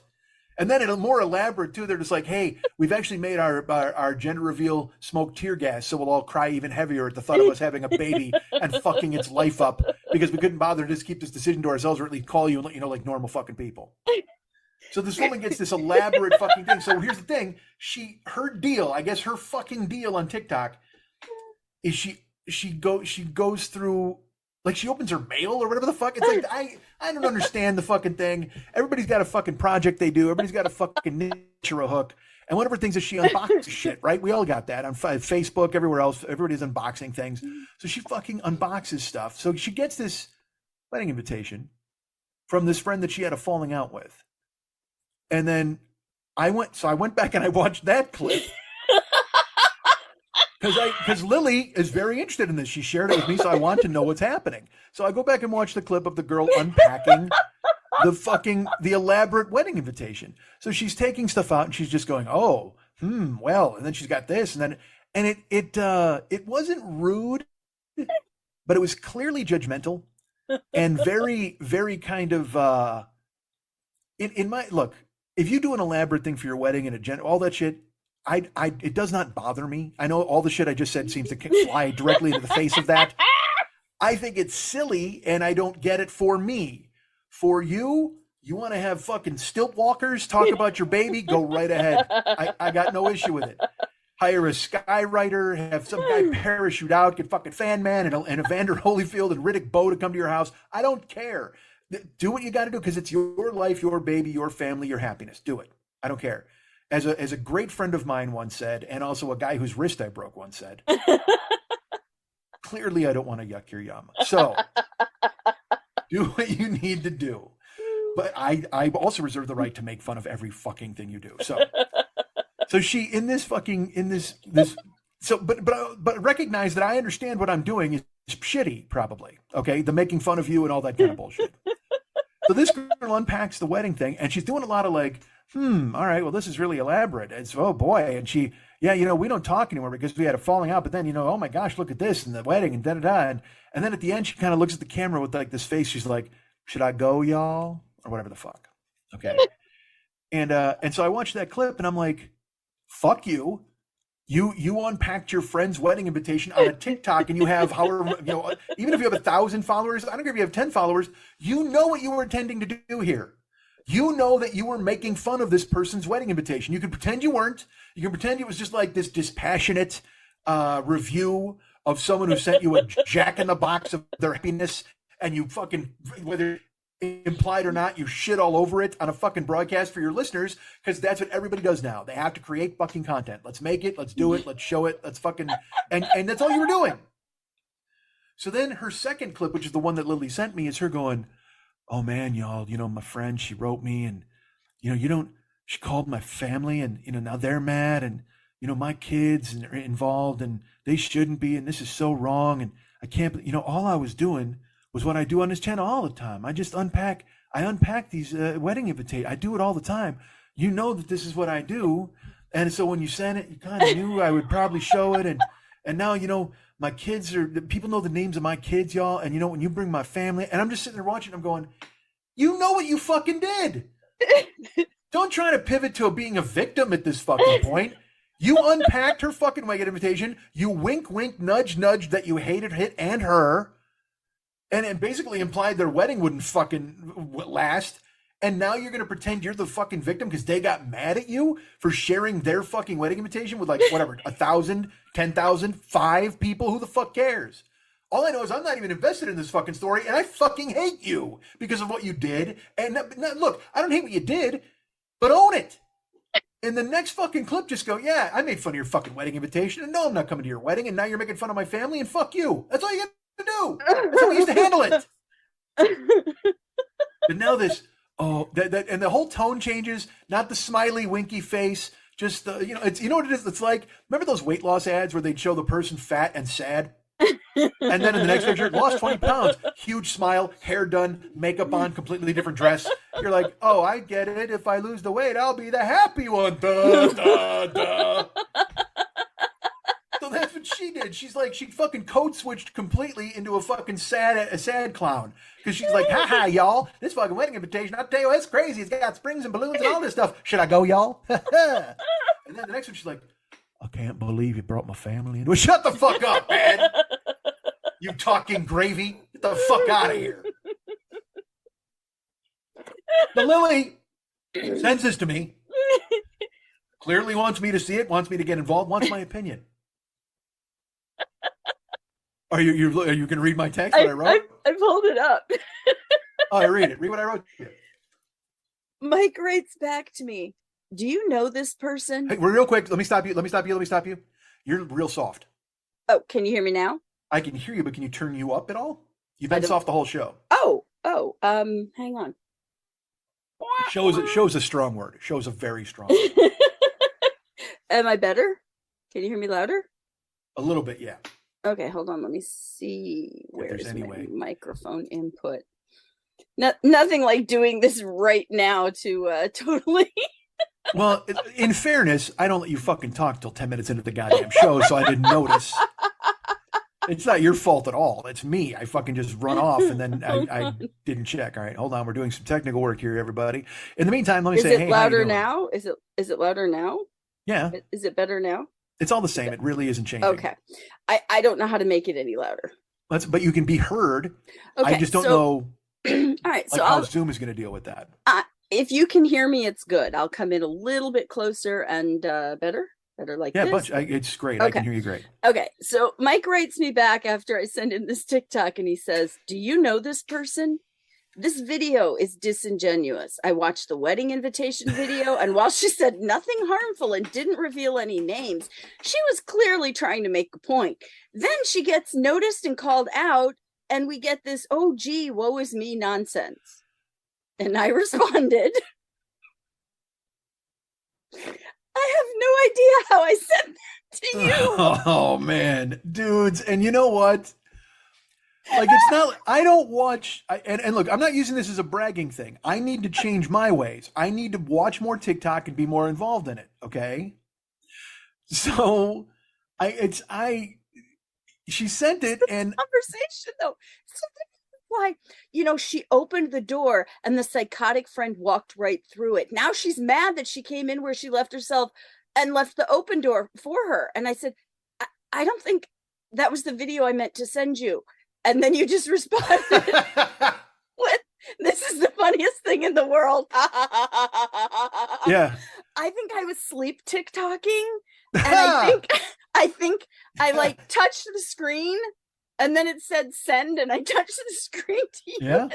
It's all because it was at like 2:00 in the morning and I'm like, I don't remember watching that video. But because I'm a good friend, she sends me... She sends me 4 or 5 easily a day, No, and some of them. Yeah, you do. There's nothing wrong, and there's nothing wrong with that. I do you 5 a week. My mom was sending them to me every day. She said, "Hey, this bird did a somersault. Look at this. It's fucking hysterical." And I'm just like, it was honestly, it was the greatest thing of her last year that she was here. She was so into TikTok, and any animal that did anything silly, she would just send it instantly, and she'd just be like, "Oh my gosh. How does this bird do this?" And I'm just like, I don't know, man. But it's cool that at 82, you still have wonder in your life. So Lily sent it to me. And I being a good friend, watched it and then got sucked in by the girl in her bullshit apology and then won't watch the original clip. And it was a fucking... I just love that you were like, do you know this person? And then you analyzed how they interacted with each other. I literally had to go watch the videos afterwards and I couldn't stop laughing because I'm like, I just dragged you into drama I didn't even know I was in. Well, I'm fascinated by personalities and dynamics and all of these people online, like I said, because everyone has their bullshit online persona. And then when they get called on it, like she was called on it, all of a sudden now she's just like, y'all, I don't understand what's happening here. You know exactly what the fuck is happening here. You know exactly what you fucking did. But that's the thing is that shit used to happen in real life. Yep. And nobody fucking saw it. So it wasn't even worth commenting on. But now people put their shit out there for everybody to see. I don't look.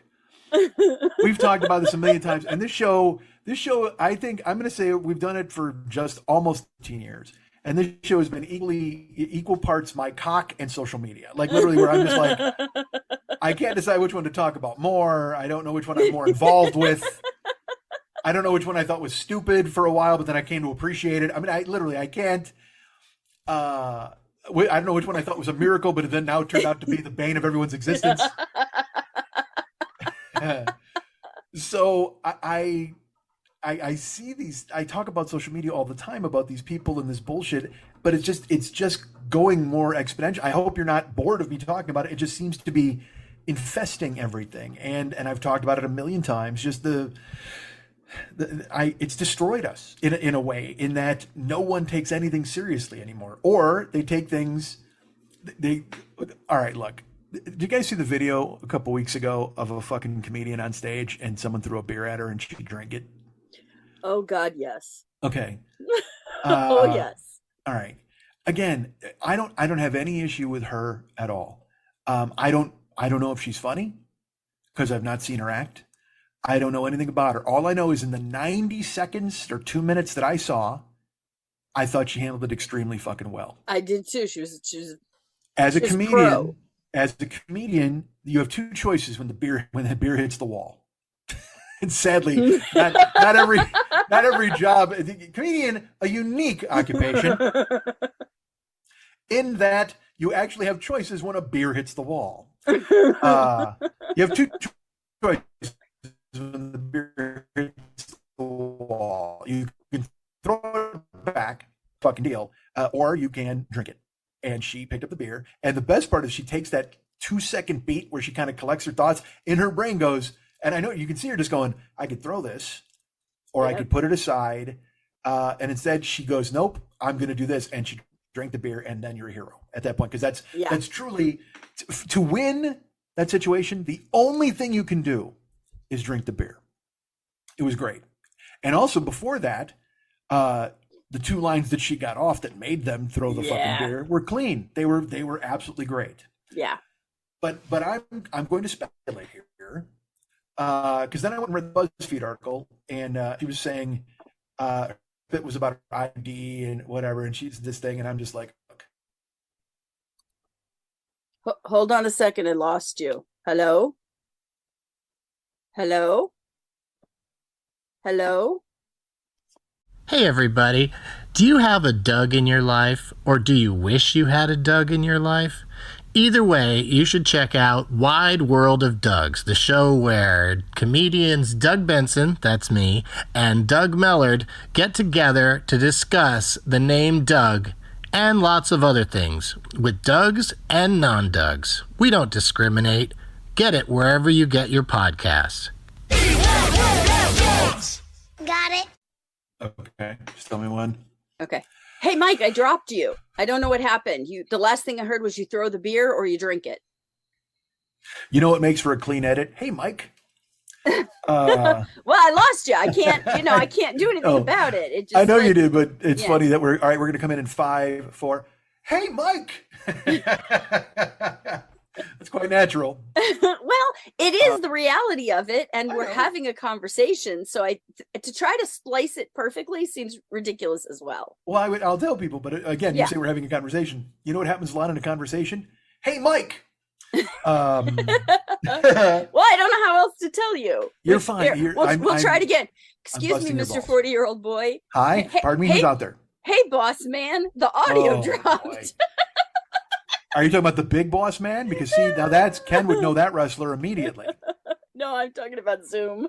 Now that you brought it up, I have to mention that the big boss man has one of my favorite wrestling storylines of all time. Really? The big boss man was feuding with, I believe it was the Big Show. Who was known as Paul White, his name. He was also known as the Giant. And I'm pretty sure it was him. And this truly happened.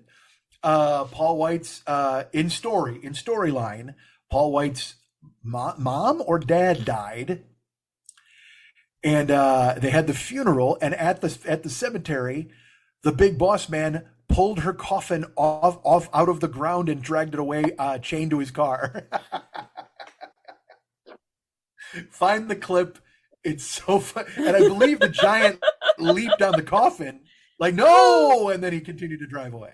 Oh, God. Which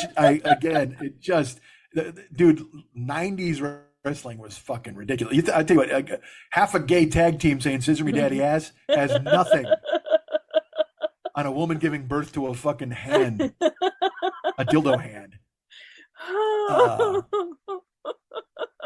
And that's always the week when I tell somebody to watch. Dude, you got to check this out. And then the big boss man. By the way, the big boss man is a former prison guard who decided to go into wrestling, yet still wears his prison guard uniform. Of course. And he shows up at a funeral and tows away a guy's mom in her coffin, and that's the week I asked somebody to watch, and they just that slow burn, turn to me with a face. I'm like, oh, look, I don't know. Hey man, when I was a kid, I thought Dick the Bruiser's claw was fucking, it could paralyze you and put you down. Like, you know, you got to suspend a lot of disbelief in fucking wrestling. So we lost audio. So I had to edit. This is the second part or whatever. I was talking about the comedian on stage in Jersey, and you know, when they tell this, she tells the story, and she's talking about how, and BuzzFeed, they did an interview with her, and again, I have no issue with this woman. Good for her. She handled it well. And deserves everything. Well, I don't know, but the word deserves is strong. She's good for her, and I hope she's able to get a bunch of cool ass shit out of this. That would be great for her. Okay.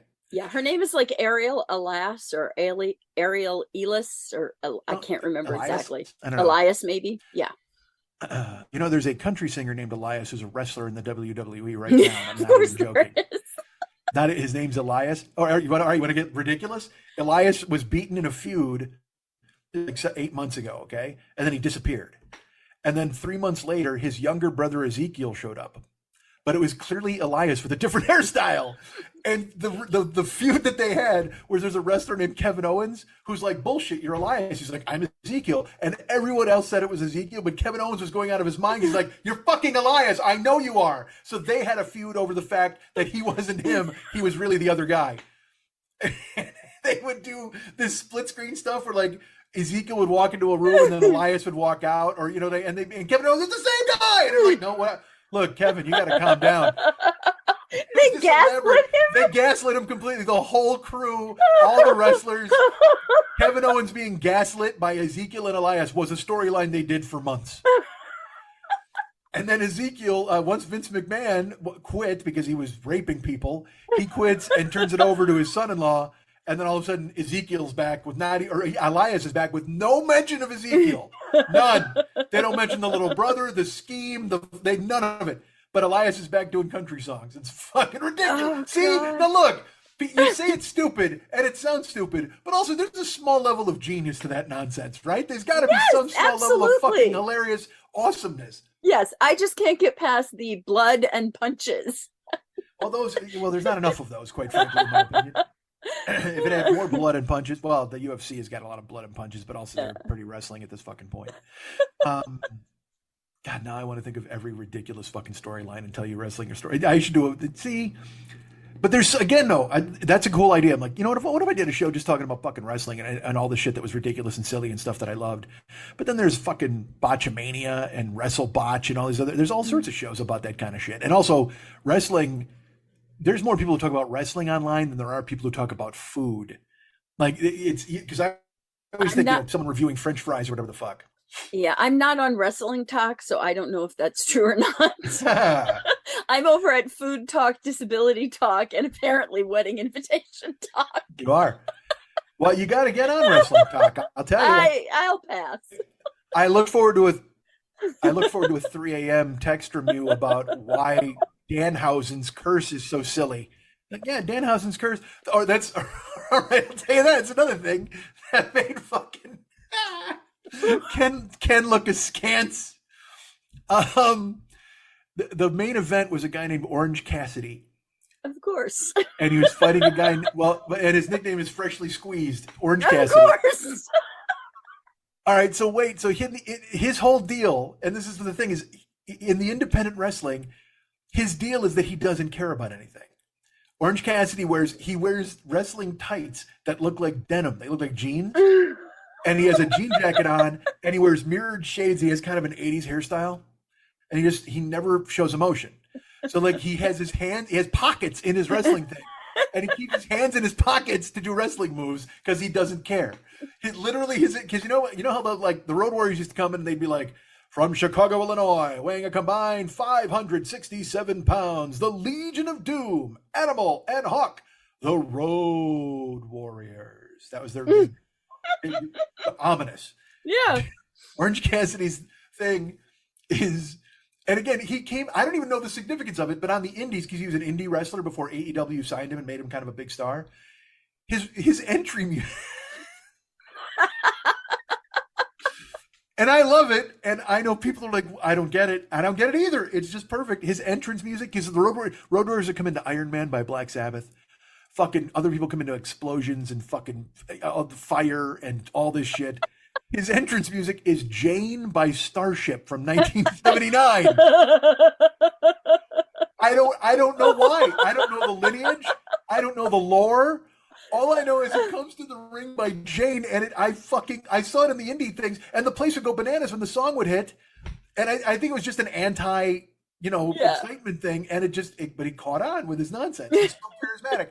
So his introduction is they were like defending the All Atlantic title is Pac, and they go, and his opponent weighing whatever from wherever. Freshly squeezed, and that's the deal. He doesn't care. God damn it.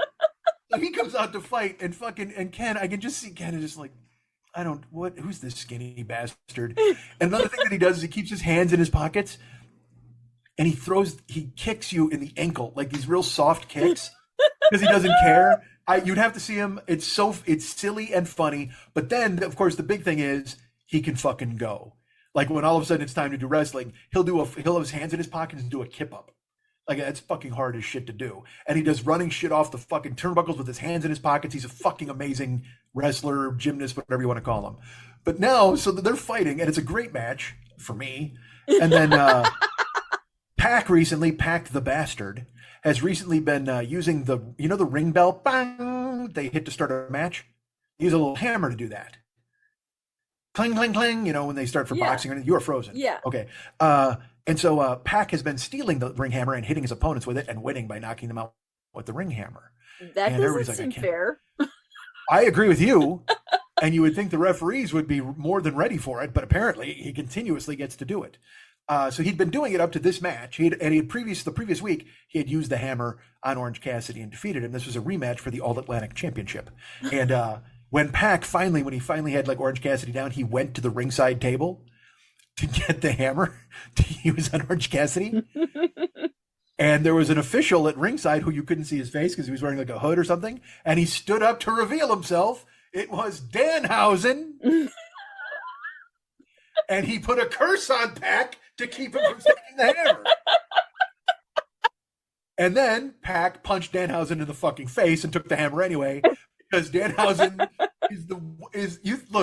you think this other shit I've told you is ridiculous? Danhausen is a guy who's half any pro wrestler's size, who wears the Pazuzu makeup from Exorcist, and he curses people. Of course. He curses people. That's his deal. That's what he does. I have a clip that is I want to show it to people. It is perfect comedy. But it's in wrestling, and it's like, so nobody would ever give it credit. But it is a perfect 3-beat, and I'm going to describe it real quick. There was a clip that went viral on. Again, wrestling is stupid, okay?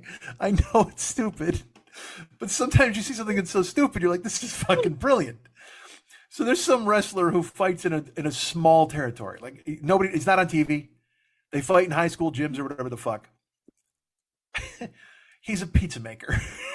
What?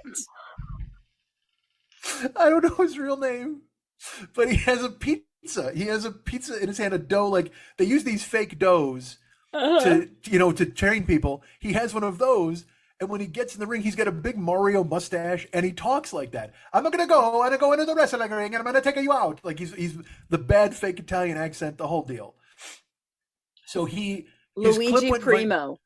Luigi Primo. So Luigi Primo, about 6 weeks ago, Luigi Primo went viral. Yes, he did. Yeah. I'm looking it up. We're sharing this clip. It went crazy. All right, it went crazy because he got in the ring and he's spinning the dough the entire time he's fighting, and then he throws the dough in the guy's face, and the guy like tries to pull it off like it's oh no, and then he tackles the guy. It's so stupid. It's stupid on stupid on stupid, but also it's inspired stupidity. Okay? Yes. So he went viral, and he's not in any of the big organizations. So that same week, after he goes viral, about a week later, AEW is in New York. and there's an announcer backstage, and he's talking about, he's hyping the card or something. He's not out by the crowd. He's in the back. And he goes, oh, and I'll tell you what, we're in New York. And when you're in New York, people do love their pizza. And when they talk about pizza and you talk about wrestling, you have to talk about what is it? Luigi Primo. Luigi Primo. And he walks in spinning the dough, okay? So the announcer, you don't see him. You just see the announcer. It's a perfect comedy beat. Please bear with me. I wish you could see it because it's so fucking clean. We have to find it. You can see it. I'll post it. We'll post it. Luigi, so he's like, when you talk about it has nothing to do with wrestling. This guy, he's literally talking about a Texas death match, whatever the fuck. And he goes, and also you're in New York, and when you talk about New York, you got to talk about pizza. And when you talk about pizza, wrestling's favorite pizza man, Luigi Primo. And he walks in, he's like, aha, and he's spinning, and he's there a second. I'm not joking. He's there 1 second, and a guy kicks him in the face. Another wrestler who does work for the organization walks in. It's so, the timing on it is so absolutely gorgeous. He literally walks in. He's like Luigi Primo, and the crowd goes crazy, right? Because they've seen the viral clip. So he walks in. He's like, ha ha, and then he gets kicked in the face, and he sells it like he's dead. He makes a face like, oh, and he falls to the ground. And the fucking wrestler who kicks him, and the announcer's like, oh, why would you do that to Luigi Primo? And he goes, because I'm doing, it's a guy, I think it was Ethan Page, it might have been, I don't remember who kicked him, but the wrestler goes, because I'm doing something that nobody else around here seems to think is important. I take this business seriously. And the second he says it, Danhausen in his Pazuzu makeup comes in and goes, hey, and curses him. It is the greatest clip. Because the guy, he gets rid of the one idiot, and he goes, I'm take this business seriously. Hey, a goblin comes out of nowhere, like a third his size, to curse him on camera. Oh my God. Because this all takes place in 5 seconds. I'm not, like 6 seconds, because it's all like, when you come to New York, you love pizza. Luigi Primo, 1. The guy kicks in the face. 2. The way he sells it. 3. I take this seriously. 4. Danhausen, 5. The timing on it is glorious. Like whoever produced it, as a professional comedian, whatever the fuck you want to call me, I have funny in my bones and I have timing in my bones. There is no way the timing on this is better. And the best part, like I didn't see it live. Okay, I forget where I was at a concert or I was at a movie or something. And my phone fucking goes off, and it's all caps, and it's just Ahmad from Kuwait. Luigi Primo was just on AEW, and I'm like, no! And then I saw the clip, and I go, this is a perfect comedy beat. It's absolutely perfect. When you're in New York, you got to talk about pizza. When you talk about pizza and wrestling, here's everybody's favorite pizza man, Luigi Primo. Ha ha! Kick! Oh, I take this business seriously. Goblin curse! Oh my God! Everything perfect about wrestling in that fucking 10 seconds. It's fucking beautiful. I take this business seriously, and a tiny Pazuzu goblin comes in and goes, man, to curse him. Oh, you have no idea how funny it is. And again, and look, by the way, people will see the clip and they'll go, I don't get this. And that's fine. I totally understand it. But the timing on it is fucking impeccable. Impeccable. So poor Ken is sitting with me, and Pac the bastard goes to get the hammer, and Danhausen goes, comes out, and I got to turn around and go, that guy's like a goblin who curses people. Like, you have to kind of explain it. And he's just like, all right, yeah, whatever. That's a goblin who curses people. He doesn't really fight, but sometimes he does. Oh, Jesus. Oh, it's so dumb. But Danhausen is another guy who was an independent wrestler who became a gigantic star on his own. He made the gimmick work. He worked in independence, and then somehow he got on Conan O'Brien's radar, and he did Conan O'Brien's podcast. And then when you talk to him, you realize he's really funny. Like he gets it. Okay, he's not. A lot of wrestlers are meatheads and whatever the fuck, and that's fine. But he's glib and funny and smart, and he knows everything because he speaks a certain way. Like he adds Hausen to every other word or whatever. I was at the Hausen to get my Magelhausen. Like, and he talks in this weird little voice. He talks like this. It's just a character. It's a full-on character that's fully formed, and he lives it. It's his thing. And he was explaining, and Conan loved him And Conan's like, we got to do something, dude. Like, we got to figure something out. And this was, I think, 2 years ago, 2, maybe 3. And then since then, Danhausen, he signs with AEW, then he blows his fucking knee out or whatever the fuck. But then he literally doesn't fight. He just comes out from under the ring and curses people and does fucking weird shit. And the people, again, people love him because he's so fucking, he makes tons of merch money. Like, I totally want a Danhausen shirt because all of his fucking merch is beautiful. That's awesome. He knows what he's doing marketing the character. Yeah. And then, and now it was announced, Conan is producing a Danhausen, I think either a cartoon or just a show. And I was like, good for him, man. I mean, you know what I mean? A guy who knew what he was doing, came up with the character, fucking made it live. And then again, proved it because he got on with Conan, and he could have been a total fucking idiot because wrestlers do that sometimes, or they're just like, they try to live their bit or whatever the fuck. No, man, he just talked to Conan, and Conan was like laughing. Like, I mean, because again, he's funny. He's a glib, smart, funny dude. And there you go. Made his fucking mark. But again, I recognize it's the dumbest fucking thing in the world. The poor Ken. So I got to turn around and look at him. Hey, look, this guy's a goblin. Sometimes he comes out and curses people. He's like, all right. He was so miserable. I talked about this on last week's show, but I didn't go into that. I talked more about the scissor me thing, but just, it was, and then later, again, like I said, you wind up having to apologize. You're like, I'm sorry about this, dude. He's like, no, it's fine. You know, whatever. But then he'll do that thing where he's like, wrestling's a lot different from when I was a kid. I'm like, oh yeah, it is, clearly. What tipped you off, the goblin or the 20-minute discussion in the middle of the ring between two guys? Because on a TV thing, it's all promos to advance for pay-per-views. So they had these two dudes just have a fucking argument. And you're like the Morton Downey Jr. show or some shit or whatever. Christ, what the fuck are we talking about? I don't miss live events. I don't know, man. I think that, but then I go to a live event and it's fucking great. You know what I mean? Sometimes I look, the general public is all right. Fuck. Do you consider movies live events? Yes, I do. I have All to right. stand up because my back hurts. I'm not ignoring you. Okay. Give it a stretch. Oh, it gives me a better view. How you doing? All right. Wow. Tank top, no bra. Solid choice for this show. That's Then my again- wrestling name. Oh, tank tops, no bra. I like it. Come on, you can curse me anytime. Hit me with your hammer, Lily. Do you know how we got here? You're a princess eating. That's literally what got us Well, to all right. here. All right. Well, I want to. That one. But I'll get there. But remember movies, because I got to tell you. But well, no, we're on this Tell me about vein. the movie. Tell me about live. Yeah, I hate being out in the general public. Yeah, people are a handful. I mean, they are. But I'm trying not to be. Because also, look, if you don't get involved in it, if you don't buy into it, you can kind of avoid it. But then eventually, when it's thrust into your lap, there's like shit. You're like, what the fuck, man? Like, there's a theater by my house. I think I may have touched upon this with you. I know I never know anymore now what I've told people in real life and I've said on the show. Did I tell you about the new theater built by my house? A little bit, yeah.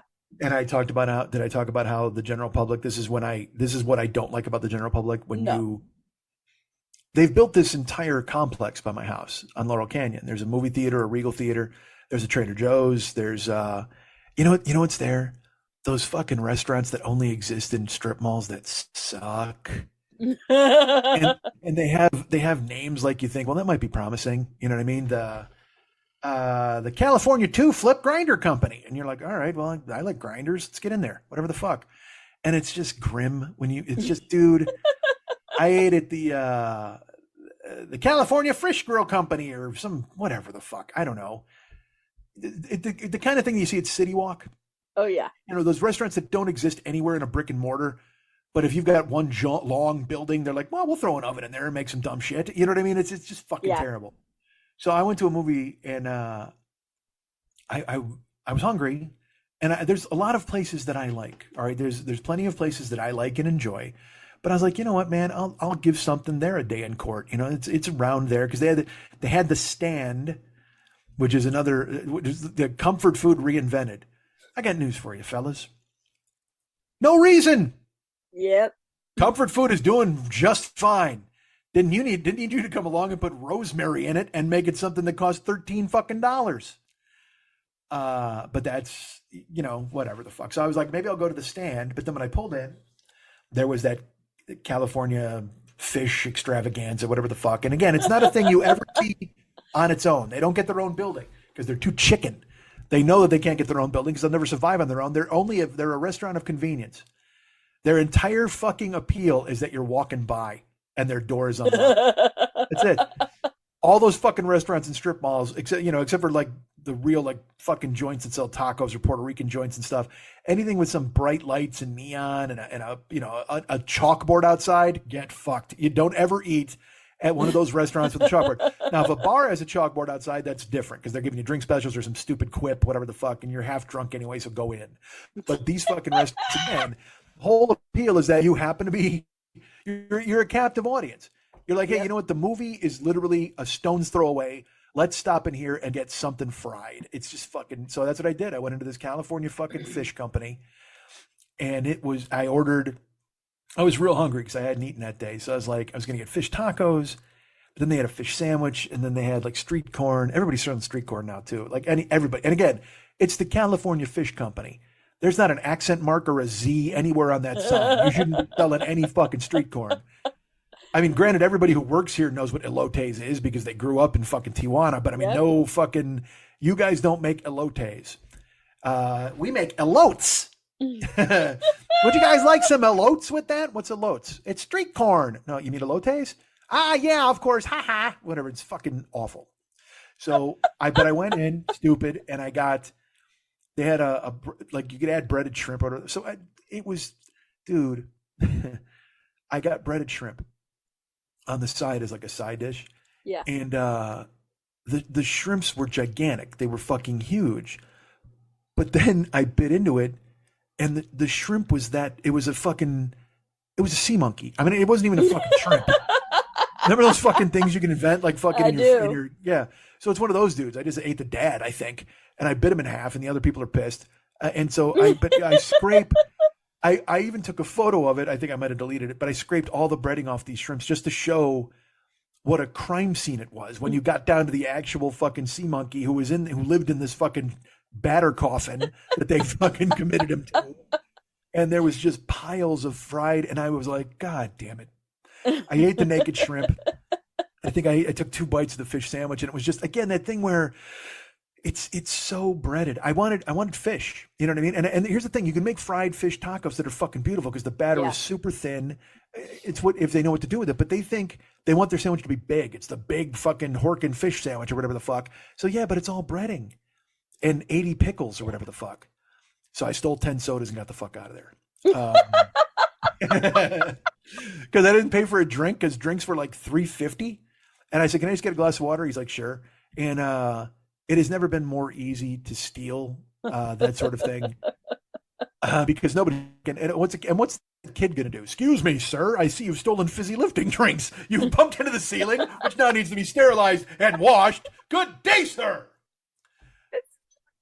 Yeah, you can just fill it because I want. You know what it had? It had the funky soda that I wanted to try for a long time that I've never had the opportunity to try. There's this fancy soda place called, it's not Jones, but it's something like that. Like, and they had pineapple cream and, fucking orange chili, whatever the fuck sodas. It's like, I'll try all those. And I did. I tried all of them. And I was like, I dared anybody to get in my way. Because I would have wrapped all of that shrimp batter around my fist like Thanos and smashed them in the fucking head. Because that's exactly what it looked. It looked like Thanos' fucking head was on a plate because of the batter pile that I had. It was just fucking, what a mess. So I go to the movie and I see a movie called Amsterdam. Are you aware of the movie Amsterdam? I don't think so. All right. It's a movie made by a guy named David O. Russell. David O. Russell made Three Kings. Okay. He made American Hustle. Okay. He is a director of some note. Also, Notorious Jagoff, because I know that you may know him from this. There is a clip. He also made a movie called Meet I Heart Huckabees. Yeah. And there is a clip you can find online of him and Lily Tomlin having an unbelievable screaming fight. And her basically wishing him dead. Like, fuck you, fuck. Like, she loses her mind on this guy. And it got leaked. George Clooney punched him in the face on the set of Three Kings. I mean, he's a bad, bad person. And yet, shockingly, continues to be employed by Hollywood. I can't understand it. It makes no sense. Yeah, weird. So he's just that guy. But American Hustle was really good. Three Kings is great. I think I'm missing one other movie that he did that was really, really great. But I like him. I like his work. Again, a terrible fucking person. But, you know, I these days, more often than not, you're qualifying the things you like by going terrible fucking person. And yet, Yep. because that shit didn't used to matter. David O. Selznick was fucking rabbits at his and nobody gave a fuck. It didn't matter to the general public. It mattered to the people they abused. Oh, those people. Yeah, well, as someone who's been those people, it matters. Christ. Oh, you know, hold on. What's this? I'm looking. Oh, here it is. Oh, you see this violin? Ooh. You know, we're having fun, Lily. We're having fun. I know we are. But in the old days, that was the deal. It was like, you know, Fatty Arbuckle shoves a fucking a champagne bottle up to somebody's fucking lungs. That was the thing that got him, I guess, though. But, you know, let's be honest. If you're fucking somebody with a champagne bottle, not your first time.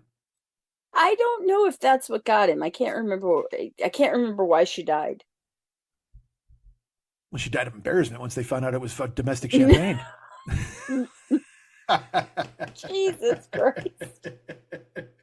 You can't even fuck me with imported champagne, Arbuckle. You fuck.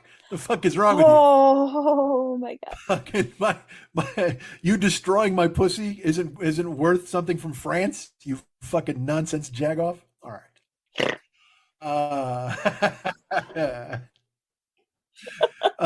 Look, folks, you've known all along I'm a Fatty Arbuckle apologist. Get out of here now. I've been waiting my whole fucking career to do this. Let's fucking take it point by point. Let's demystify the Fatty Arbuckle fucking myth. All right. I love that a guy named Fatty Arbuckle. It's like the story that Curly from the Three Stooges got endless pussy. I fucking love it. That's so great. It has to give you hope as a fucking like a victim of circumstance that you'll still get pussy. Oh Christ! You know what? That's got to give every victim of circumstance in the world hope. Curly's cruising around in a fucking convertible with fucking like an awesome dog and 4 chicks, just drinking and fucking shooting everybody with his derby at the fucking stoplight. Just Curly drowning in pussy. He says all you need to say about fucking Hollywood, man. That's fucking beautiful. David O. Russell, the fact I'm paying to see his new movie. That's all you need to know. Lily Tomlin, who seems like the sweetest person on the fucking planet, wanted to garrote this guy. Like wanted to fucking literally wanted to kill him with piano wire. Not even like she wanted to kill him in a messy way. It wasn't even like she was hoping he was dead. She wanted to fucking send a message. And yet now I'm seeing his new movie with all of the talent in Hollywood still lined up to work with him, and good for them. Amsterdam is a film that contains a gentleman by the name of, I don't know if I told this story on last week's show. I have no idea if I did or I didn't. So brace yourselves, everybody. I can't remember what I talked about. Because this happened before I went to Canada. Okay. So Amsterdam, it's got your Christian Bale. It's got your, I believe his name is John David Williams. It's got your, I can't remember her fucking name, Margot Robbie. Okay. I almost wanted to say Michelle Pfeiffer. I kept wanting to say Michelle Pfeiffer. Yeah. It's got your Anya Taylor-Joy. It's got your Rami Malek. It's got your Mike Myers. It's got your Michael Shannon. It's got, How do I not know about this film? That's some amazing. It has an unbelievable cast. And I will tell you right now, so let's deal with this real quick. I'm not going to spoil anything. It is a mess. Yeah. It is set in 1930s or 40s. No, 1930s New York. And it is David O. Russell's attempt at making a Coen Brothers movie. He won't say that, but it absolutely plays like a Coen Brothers. Chris Rock. Yeah. I don't think it's Zoe Saldana. I forget the other actress. It's just filled with incredible talent. I mean, it's just so many amazing people. De Niro. Wow. I'm literally Timothy Oliphant. Yeah, Wow. it's crazy. Like it's insane. But also, if I told you, let me ask you this: if I told you a movie directed by David O. Russell, set in 1930s New York, would you Yes. think that was a children's film in any way? No. Okay. Well, you should probably tell that to the family who came to the 10:15 p.m. showing at the theater I was at to see Amsterdam. Now, I often go to shows late anyway because as we've mentioned, the general public, it's not their strong suit. I don't like to see them, quite frankly. So, I try to go to, and I sit on the back row on the last seat on the left. So I want to avoid as many people as possible. I don't, again, because I will tell you this, I'm prepared. Look, when I was flush, pandemic flush, I've made a purchase. I bought a pass from Regal where I can see unlimited movies. And I never used it. Like the first 6 months, I didn't use it. Okay. I'm not kidding. I just was like, it was just a dumb purchase and a total impulse because they had just built the Regal by my house. It's a mile from my house. And I was like, you know what? That sounds because I like AMC theaters, whatever. Once the ArcLight closed, I had no home, no theater home. So they opened this Regal, and I'm like, you know what? This sounds like a good plan. And I had a little pandemic cash. I was flush a little bit, so I was like, you know what? I'll go ahead and do this. And I went and bought myself a movie pass, and then I didn't use it for 6 months. And in my brain, I was like, you know what? All I got to do is see 20 movies. Yeah. And this thing pays for itself. Even more so, I can see 15 movies. It pays for itself. First 6 months, I saw nothing. So since the summer, though, I've started going. I'm seeing movies every week. One, sometimes two. Whenever anything comes out, I go watch it. Yeah. I saw Don't Worry, Darling. I think I told you about. I just see a lot of movies, which I enjoy because I like the theater experience. It's very easy for you or for me or for a lot of people to just go, oh man, I can just press a button and watch whatever the fuck I want at my house. And I do love that. You know what I mean? There's something cool about being able to pause stuff and go get your whatever the fuck, do whatever you want. But I like the theater. I like the smell of popcorn. If it wasn't for the fact that there are people there waiting to ruin your theatrical experience, the theater would always be my choice. So I'm there to watch Amsterdam, and there's nobody in the theater. It's me, two other people, and then this family walks in, and it is a family of six. It is a mom and a dad. It is a grandma. It is a girl I'm going to say was 12. I'm not good with the toddler guess, but I'm assuming 12. And then two other kids who I assume were 6 and 5. At the 10:20 showing of Amsterdam on a Friday night. Does not seem like a great parenting skill. Right. And I will also say this, this is something I've noticed. Well, I'll talk about this in a second. So there's the family and Amsterdam, they run the trailers and stuff, and everybody's all in there, and they've got tons of popcorn and drinks, and they sit down, luckily far away from me. But then the movie starts, and the kids start getting fidgety. Now, the reason they're getting fidgety is because there's 25 minutes of trailers and bullshit before a movie at Regal. Yeah. It's crazy. I mean, I'm kind of shocked by it. If you sit down, there's a whole video thing playing, but then when the lights go down, they give you 5 more commercials, and then they give you 2 trailers, and then another commercial, and then 2 more trailers, and then things for Regal. It's easily 20 minutes before the movie starts. And so it's been 20 minutes of garbage, and now the kids are standing up and starting to kind of stretch and fidget and stuff, and they make them sit down. And then the movie starts. And the opening scene of the movie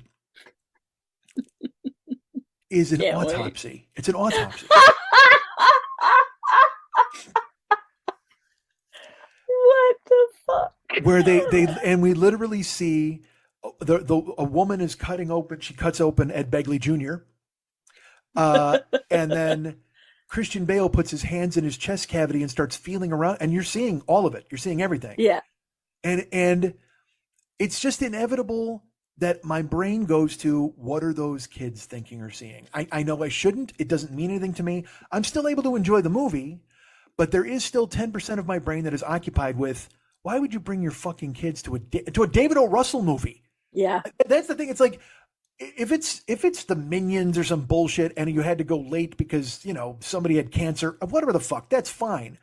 But this is a movie set in 1930. It's a madcap romp set in 1930s New York with scenes from World War I, people blowing up, gunshot galore. It's a kind of a semi screwball comedy. Like, there's nothing. These kids aren't getting anything from it. They might be thinking to themselves, you know, it's weird how much Christian Bale sounds like late era Al Pacino. They might be thinking that at 5 and 6. They might see Chris Rock and go, hey, wasn't that the guy that Will Smith slapped? They may think that. But I can't imagine them picking up on the nuances of the white supremacists plot. And it's you know, and also the fact that part of this story is true, but you don't know, whatever the fuck. So movie starts and autopsy. And in my brain, I go, Jesus Christ. And the kids get up and they make them sit down, and they get up and they make them sit down. And about a half hour in, the kids get up and they don't make them sit down. And then I hear the dad just go, go, go. And as if firing a starter's gun at the Olympics, he has now turned loose his 2 toddlers on the theater. Oh, no. And they run, and they do that. I will say this, the joyful children run, where they look like, who's the girl who dances in Peanuts who does this with her hands? Okay, so because they're now free from all their popcorn is gone, and they're free from the bonds of having to sit there and watch fucking Christian Bale emote with one eye. He has one eye, by the way. His eye falls out in the movie. He has one eye. There's war wounds, and these kids are like, we're free, and so they joyously like kind of run and half skip down the aisle, tick, tick, tick, tick, and then they run down the stairs, and they then just, to quote Will Ferrell, they just explore the space as if they were looking for more cowbell, as if world-class rock producer Bruce Dickinson had unleashed them upon the theater to explore the space, man. And I will say this, the one thing they knew to do was to be quiet. They weren't yelling or screeching or anything, but they were talking at a children's volume to try to be heard over the movie. And they did what any kid would do, I assume. They went down to the front row of the theater and they sat in the seats. And then they got up and they moved down and sat in the next 2 seats. And they literally sat in every unoccupied seat that they could find, just sat in it, and then they traded to sit in there. And then they both sat in one seat. And I've got the movie. I'm paying attention to the movie. I'm fine. I can do 2 different things. But at the same time, I'm fascinated by the feral children who have now taken over the 10, 15, 10, 20 fucking Amsterdam showing. Oh, man. And the parents who don't give a fuck. Dude, they're running to the aisles and they're sitting. And here's my favorite part. There was one person who was alone who was sitting in the 4th row, and they came to her row and they're like, ding, ding, ding, ding, ding, ding. And they got by her and they got up, and one kid just goes, excuse me. And they like scooch by her, and they sit in the seat next to her, and then down the rest of the way. And they continued to, and so then they're exploring the theater, and then they go to the exit because where you run up where the door is. Yeah, you enter the theater. Yeah. And they just fucking book up there. And then I'm not kidding.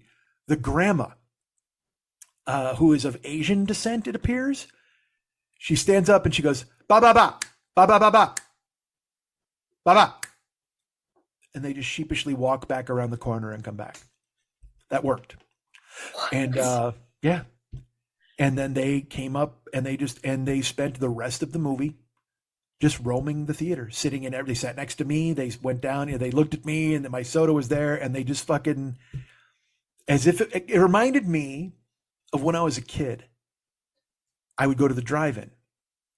And at the drive-in theater, there were swings. It was a full park, swing sets, slides, and a spinny thing at the base of the screen. And you would watch Sinbad and the Eye of the Tiger, and it would be fucking amazing. And then Heroes with Henry Winkler and Sally Field would come on, and we would run down to the swing because that was the grown-up we didn't want to fucking watch. Yeah. And we want popcorn. You know what I mean? Like, we were turned loose. Kids were just, it was just a night out. And that's what it made me think of with these kids. They just let them loose on the theater, and and the kids, again, I'm not mad at kids.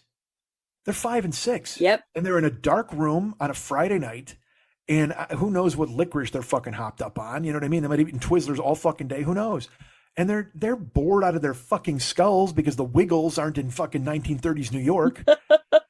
And so, of course, they're going to do whatever they can to keep themselves occupied. It's incumbent upon the parent. And also, I will be honest with you, these people who brought their kids, like, and I know I'm fucking pigeonholing here, they didn't exactly strike me as David O. Russell fans who needed to see the movie on opening night. I don't know.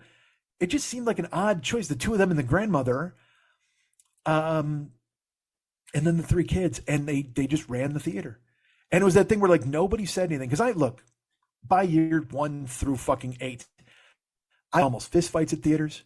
I screamed in a guy's fucking face and made him come outside, and he wouldn't. I mean, it's like, yep. In the old days, the engine was running. You know what I mean? And that kind of shit bothered me, and I cared. This time, and again, and also I will say this: the fact that I get into these movies for free, I can overlook a whole lot of shit. Because in every movie you go to now, everybody's on their phone. Every fucking buddy. And look, I don't care if you check your fucking phone. When you know how they tell you to turn your phone off or silence it or whatever the fuck? Yes, that's great. Everybody does that, but they don't turn the brightness down on their screen. Yep. So then they pick up their fucking phone, and all of them look like they're opening the briefcase from Pulp Fiction. And I'm like, dude, what the fuck? Just fucking make the screen dark. It's all you got to fucking do. I won't care if you're on your, because nobody cares anymore. Nobody cares. And I don't mean that in a, these kids today and blah, blah, blah. It's all of society. It's not children. It's not younger generations. It's not something where, like, all these millennials or these fucking Generation Z. No, man, it's everybody. I've seen grown people, old people open their fucking phone and just look at it in the middle of a movie, and they're scrolling, and you're like, dude, you're not at your house. Yep. The epidemic of people putting feet up on the back of seat headrests. There was a guy, I went to a movie with Pat, Morbius, I think, and 2 guys a guy and a girl put their bare feet up on the seats ahead of them, on the headrest. And I'm like, what the fuck is wrong with these people, man? And I don't know, there's nothing to do. This is just how it's gone. It's just changed because I went and saw Halloween this weekend. Halloween Ends. I want to go see it, but I just can't bring myself to be in a crowd. Well, let me ask you this. When you hear that it's the final climactic Halloween movie with the ultimate battle between Laurie Strode and Michael Myers, closing the book on 40 years of slasher movies that were elevated, certainly. Some of them were bad, but some of them were amazing. You're anticipating a bloodbath, right? I am. Okay. Would anything about that tell you it was a children's movie? Well, no, but I'm also going to say yes, because the problem with that particular movie is the grown-ups that have kids now grew up with it, and they remember nostalgically back to the first time they went when they were a kid, and it wasn't that bad. But movies have changed, and age appropriate has changed. So, yeah, I think people are dumb enough to take kids. Well, if you saw Halloween Kills, you know what you're getting into. Yeah. If you saw Halloween Ends, you know what you're getting into. But there's also horror freaks who think that you're supposed to indoctrinate your children at a young age because that way they will love horror films when they get older. It's a very weird subset of horror for people who like gore films like that. And well, again, I'm not to the family. Yeah. But no, I still, when I had stepkids, I was like, you're 13, you're not 16. There's a huge difference, and you don't understand that yet. Yeah. How many kids? Were they running around trick-or-treating in there? No, it was, the theater was fairly, because it's been open for 2 weeks. So when I got there late, because I was in Canada when it opened. But I went Saturday, and I went to the 10:45. Again, and kids at a late movie is just disrespectful. Well, so then this family, it was a man and a woman and a girl that I will say is 10. And she's wearing Minions pajamas. Oh, fuck. She had a bright yellow bottom and a bright yellow top with a minion on it and long sleeves. So it clearly to me was pajamas. And they were literally next to me. I was in the back row on the far left, and he sat next to me. The little girl sat between him and the wife. And they brought her to see Halloween Ends at a movie theater. Now, so I will say this now, you're going to see it? Yeah. Okay, Eventually. so I won't talk about it. Here's the thing. I've already read a bunch of stuff about it because I'm a huge Jamie Lee Curtis fan. I am a fan of the series overall. So I pretty much already know what happens. Okay. You know, well, you can't avoid those spoilers. Yeah. Well, luckily I did. I avoided them the whole time I was in Canada and stuff. You survived a week. Yeah. Yeah. But you know, I went and saw Black Adam this weekend as well. Yeah. With The Rock. And I luckily went the first night, so I avoided it. And a mutual person we know on Facebook spoiled something, and I was like, "Why would you?" For no reason, like, why would you do it? It was, and again, they did it in the most obnoxious way possible. They do it the same way people go, "Rams won." Yeah, I know. I've had that happen to me, and I've done excitement, that. You know, and it sucks. No, that's the reason. This was not. That's why I'm saying it was in the most obnoxious way possible. They did it as a throwaway in their post. Basically to say that they knew, like it was a way to go, I know what's up, or I saw this. That's all. How is that person still a mutual? I'll ask that question right now, because I literally toss people off my Facebook page now I have very little tolerance for nonsense. I don't ever, because it wasn't. I don't care. I literally I don't cull my friend list. I have. Some people got political bananas, and I had to fucking step away because I was like, I can't anymore. Yeah. And on both sides, I've been blocked by your friends. But yeah, that's what I'm saying. On both sides, there are people I have had to step away from, but I usually don't do it because I've started again. I recognize what this is. It is everybody's forum. It's everybody's street corner, and they all shout. And again, you can just scroll right by their dumb shit. If you hate read things, that's your own fault. That's something I had to learn. It took me like 4 or 5 years because I was seething. I was in comments, and I never posted. I don't fight with ghosts, but I would read shit, and I would be so fucking mad and just like, what the fuck is going on? Why is this? How can you be so stupid? And I still have some of that inside me. But when you see somebody do something dumb now, you're just like, oh man. I just unfriend and I'm done. Yeah, and I block. Like on Twitter, I block tons of people. I don't care. I mean, it's like, whatever the fuck. Because I love when people are like, "Oh, block me, coward," and it's like, okay, you didn't win. I mean, I don't know. Guess who won? I did, because you're no longer anywhere in my life. I can get rid of you, you fuckhead. Yep. And also that doesn't happen to me. I block mainly tangential people who are like saying dumb shit about football or dumb shit. You're just like, you're boring. Just, I can't have you come up. It's just fucking pathetic. But I will say this in seeing Halloween, look, it's Halloween, so I got news for you. A lot of edge weapons. Yep. A lot of that stuff happening, and I'm not going to spoil stuff, and I'm not going to tell you anything. I'm not going to give my opinion. People are going to still see it. If you want to know my opinion, you can write me. I'll happily tell you, or I'll give you a call. Give me a shout, and I'll call you up and give you my review. But I had an epiphany during the Halloween movie after the Amsterdam thing had happened, a month ago or whatever. A couple of theories. One, you can't judge people bringing people to movies. You can't, because everybody's different. Every family's different. That girl, perhaps that girl has seen a lot of trauma. Perhaps she's incredibly mature for her age, which I will say in her discussions and her talking, she absolutely seemed, because she laughed at some of the killing stuff, because she understands that if they've told her, hey, look, it's a movie, nothing to worry about. You know what I mean? That sort of thing. Yes. Because she kind of like, she'd look at her and she'd go, oh, wow. Like when something would happen.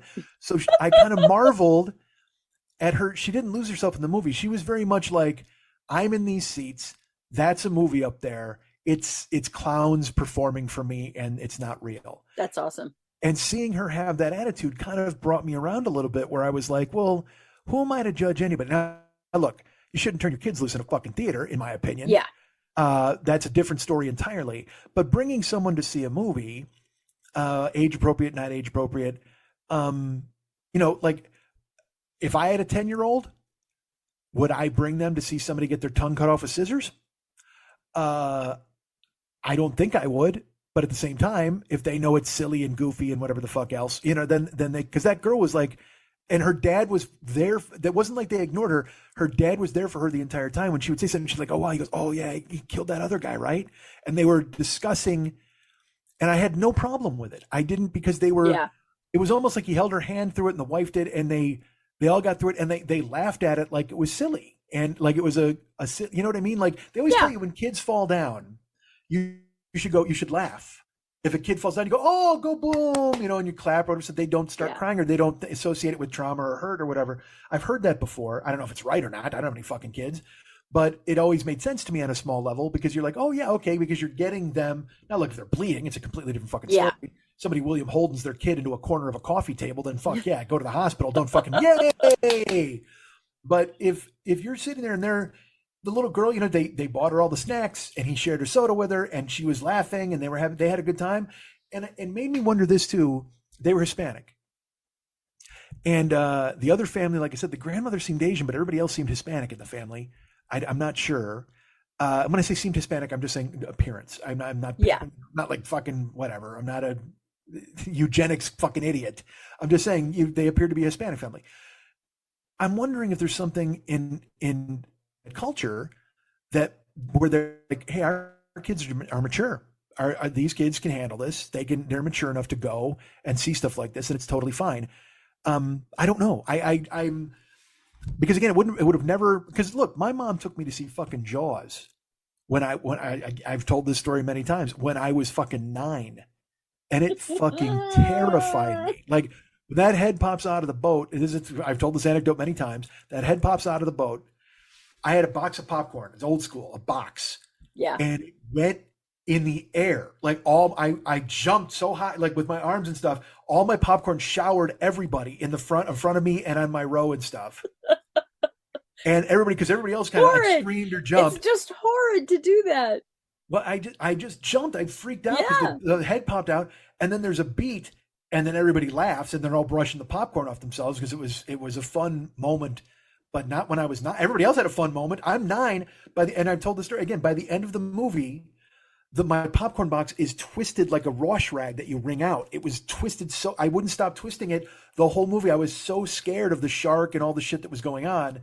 And my mom saw the box and she was like, oh, wow, I scared you, whatever. And we fucking left, and she smoked a joint, whatever the fuck. So I look at it in that way. You know what I mean? Like, I thought of it because last night I watched a movie that I saw in the theater when I was fucking 12. The original Dawn of the Dead. Oh, yeah. The original Dawn of the Dead was rated X.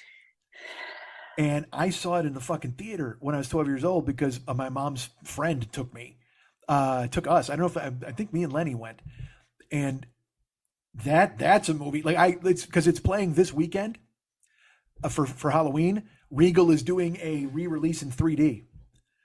And I said to Pat, I go, do you want to go see Dawn of the Dead? He goes, I can't. He goes, that's too gory for me. I'm like, seriously? But I understand it because he goes, dude, they're eating intestines. Like that shit's not for me, man. And because he likes scary movies. Yeah. But not fucking, because so I just so happened to find it last night on a streaming thing, and I watched it, and I loved watching it because again, it's one of my favorite horror movies. But in watching it last night, I'm going, I saw this when I was 12. Yeah. Yeah. Explains a lot, huh?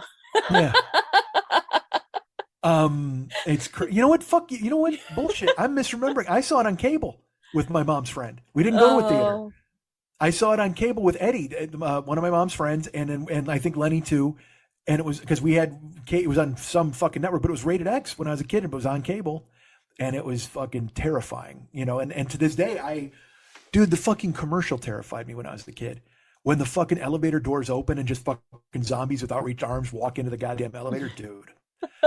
So I mean, everybody's different. I can't judge people on bringing their kids to the fucking movies. I guess at certain ages. Well, 'cause the girl- I judge the inconvenience of others, not the raising of their children. I judge the inconvenience of others.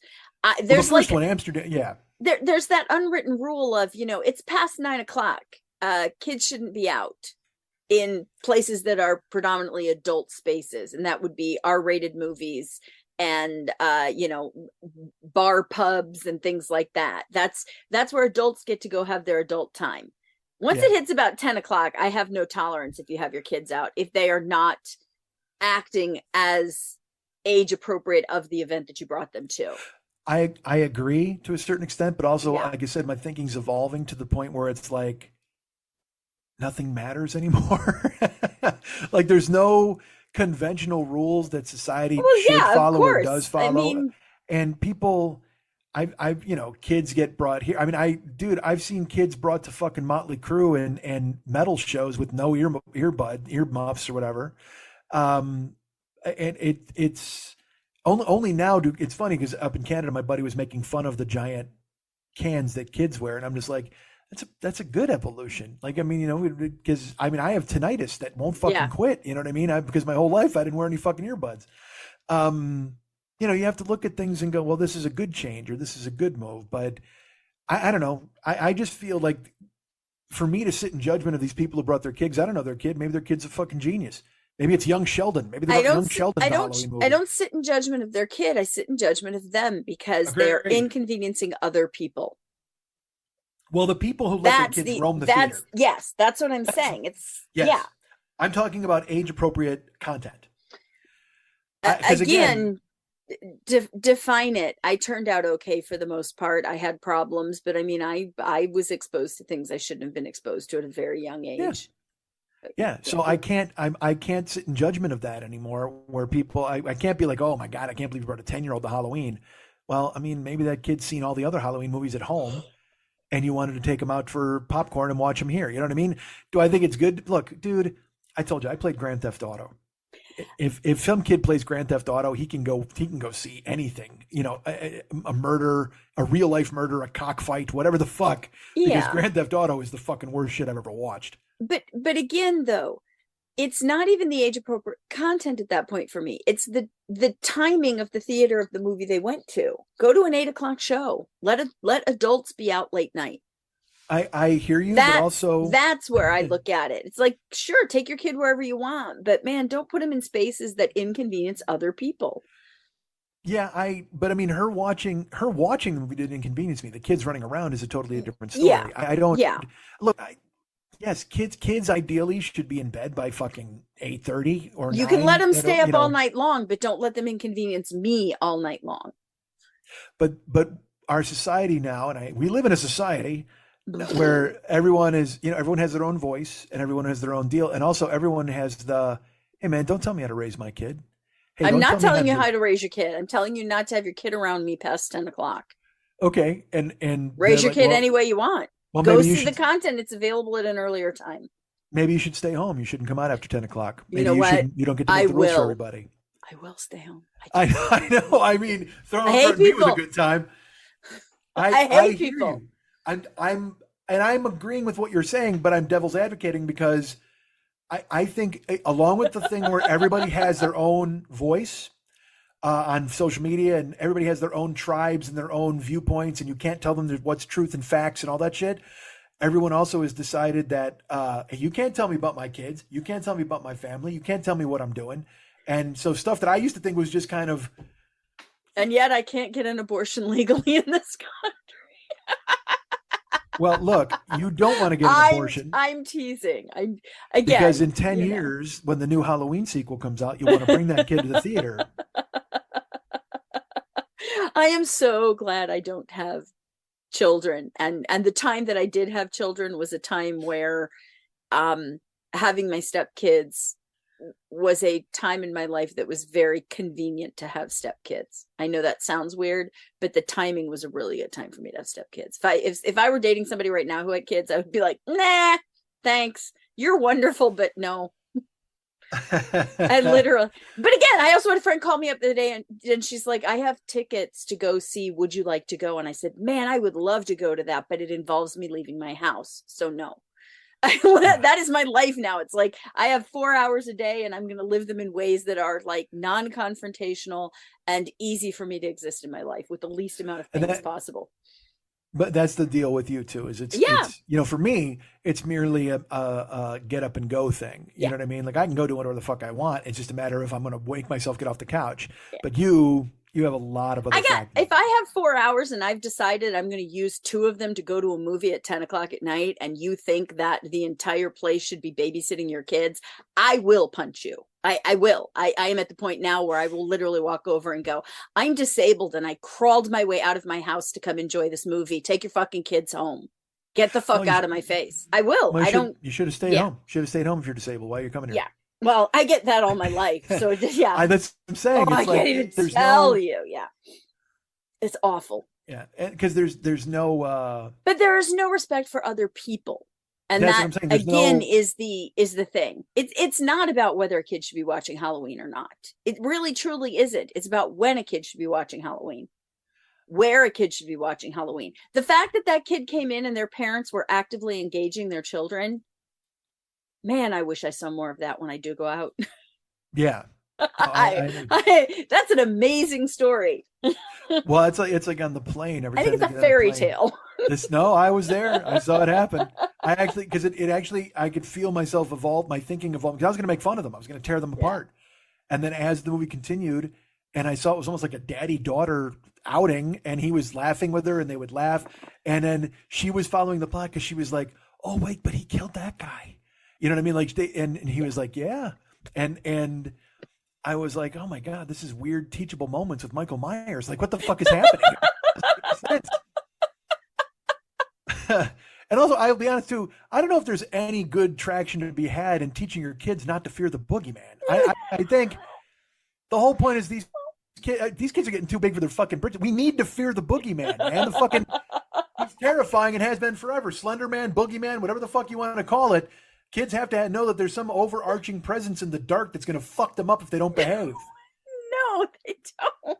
I'll bet that kid's mattress is on the floor. You can't even give it the under the bed story. Fuck that, man. Scare these kids.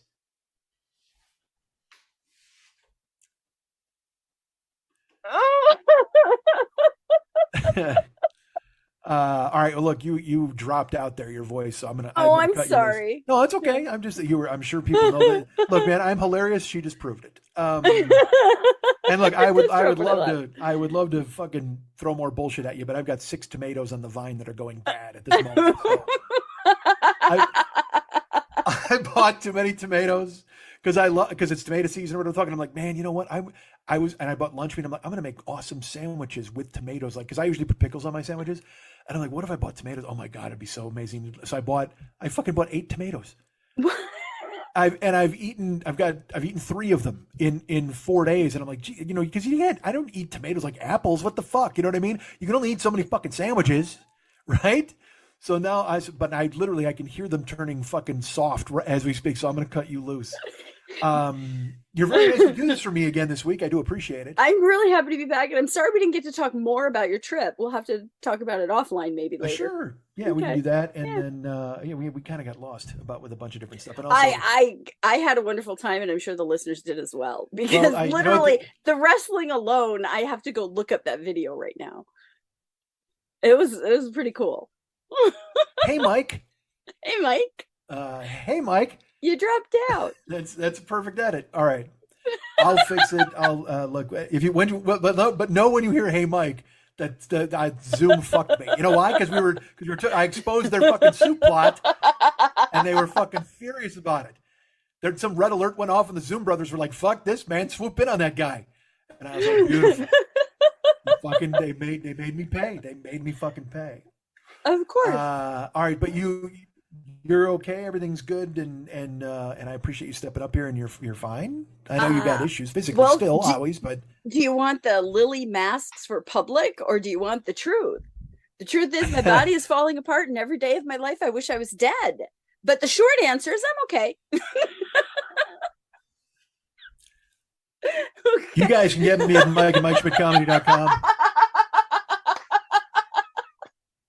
You guys can follow me at Twitter.com/the40year-old boy. Be my friend at Facebook.com/the40year-old boy. I'm at Instagram, Snapchat, and TikTok unboxing wedding invitations at Mike40YOB. And I can only hope that in future shows Lily will be around to join me. But as you've heard, things are not going well at her place. I love you. Thank you for being here. I love you too.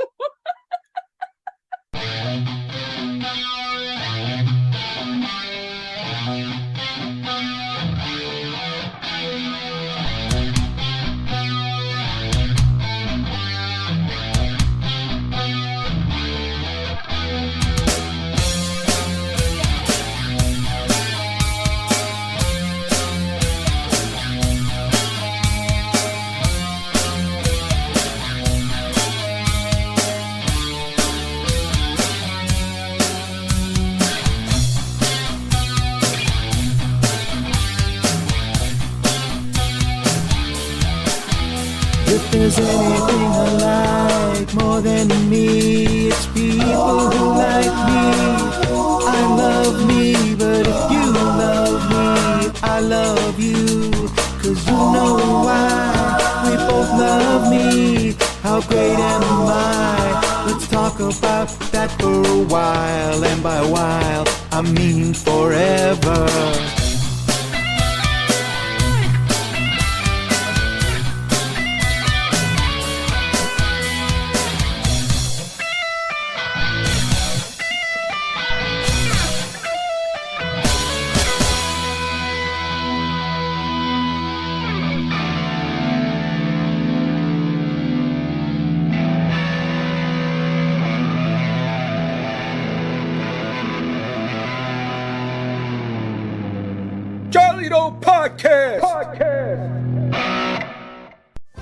Hey everybody, Doug Benson here.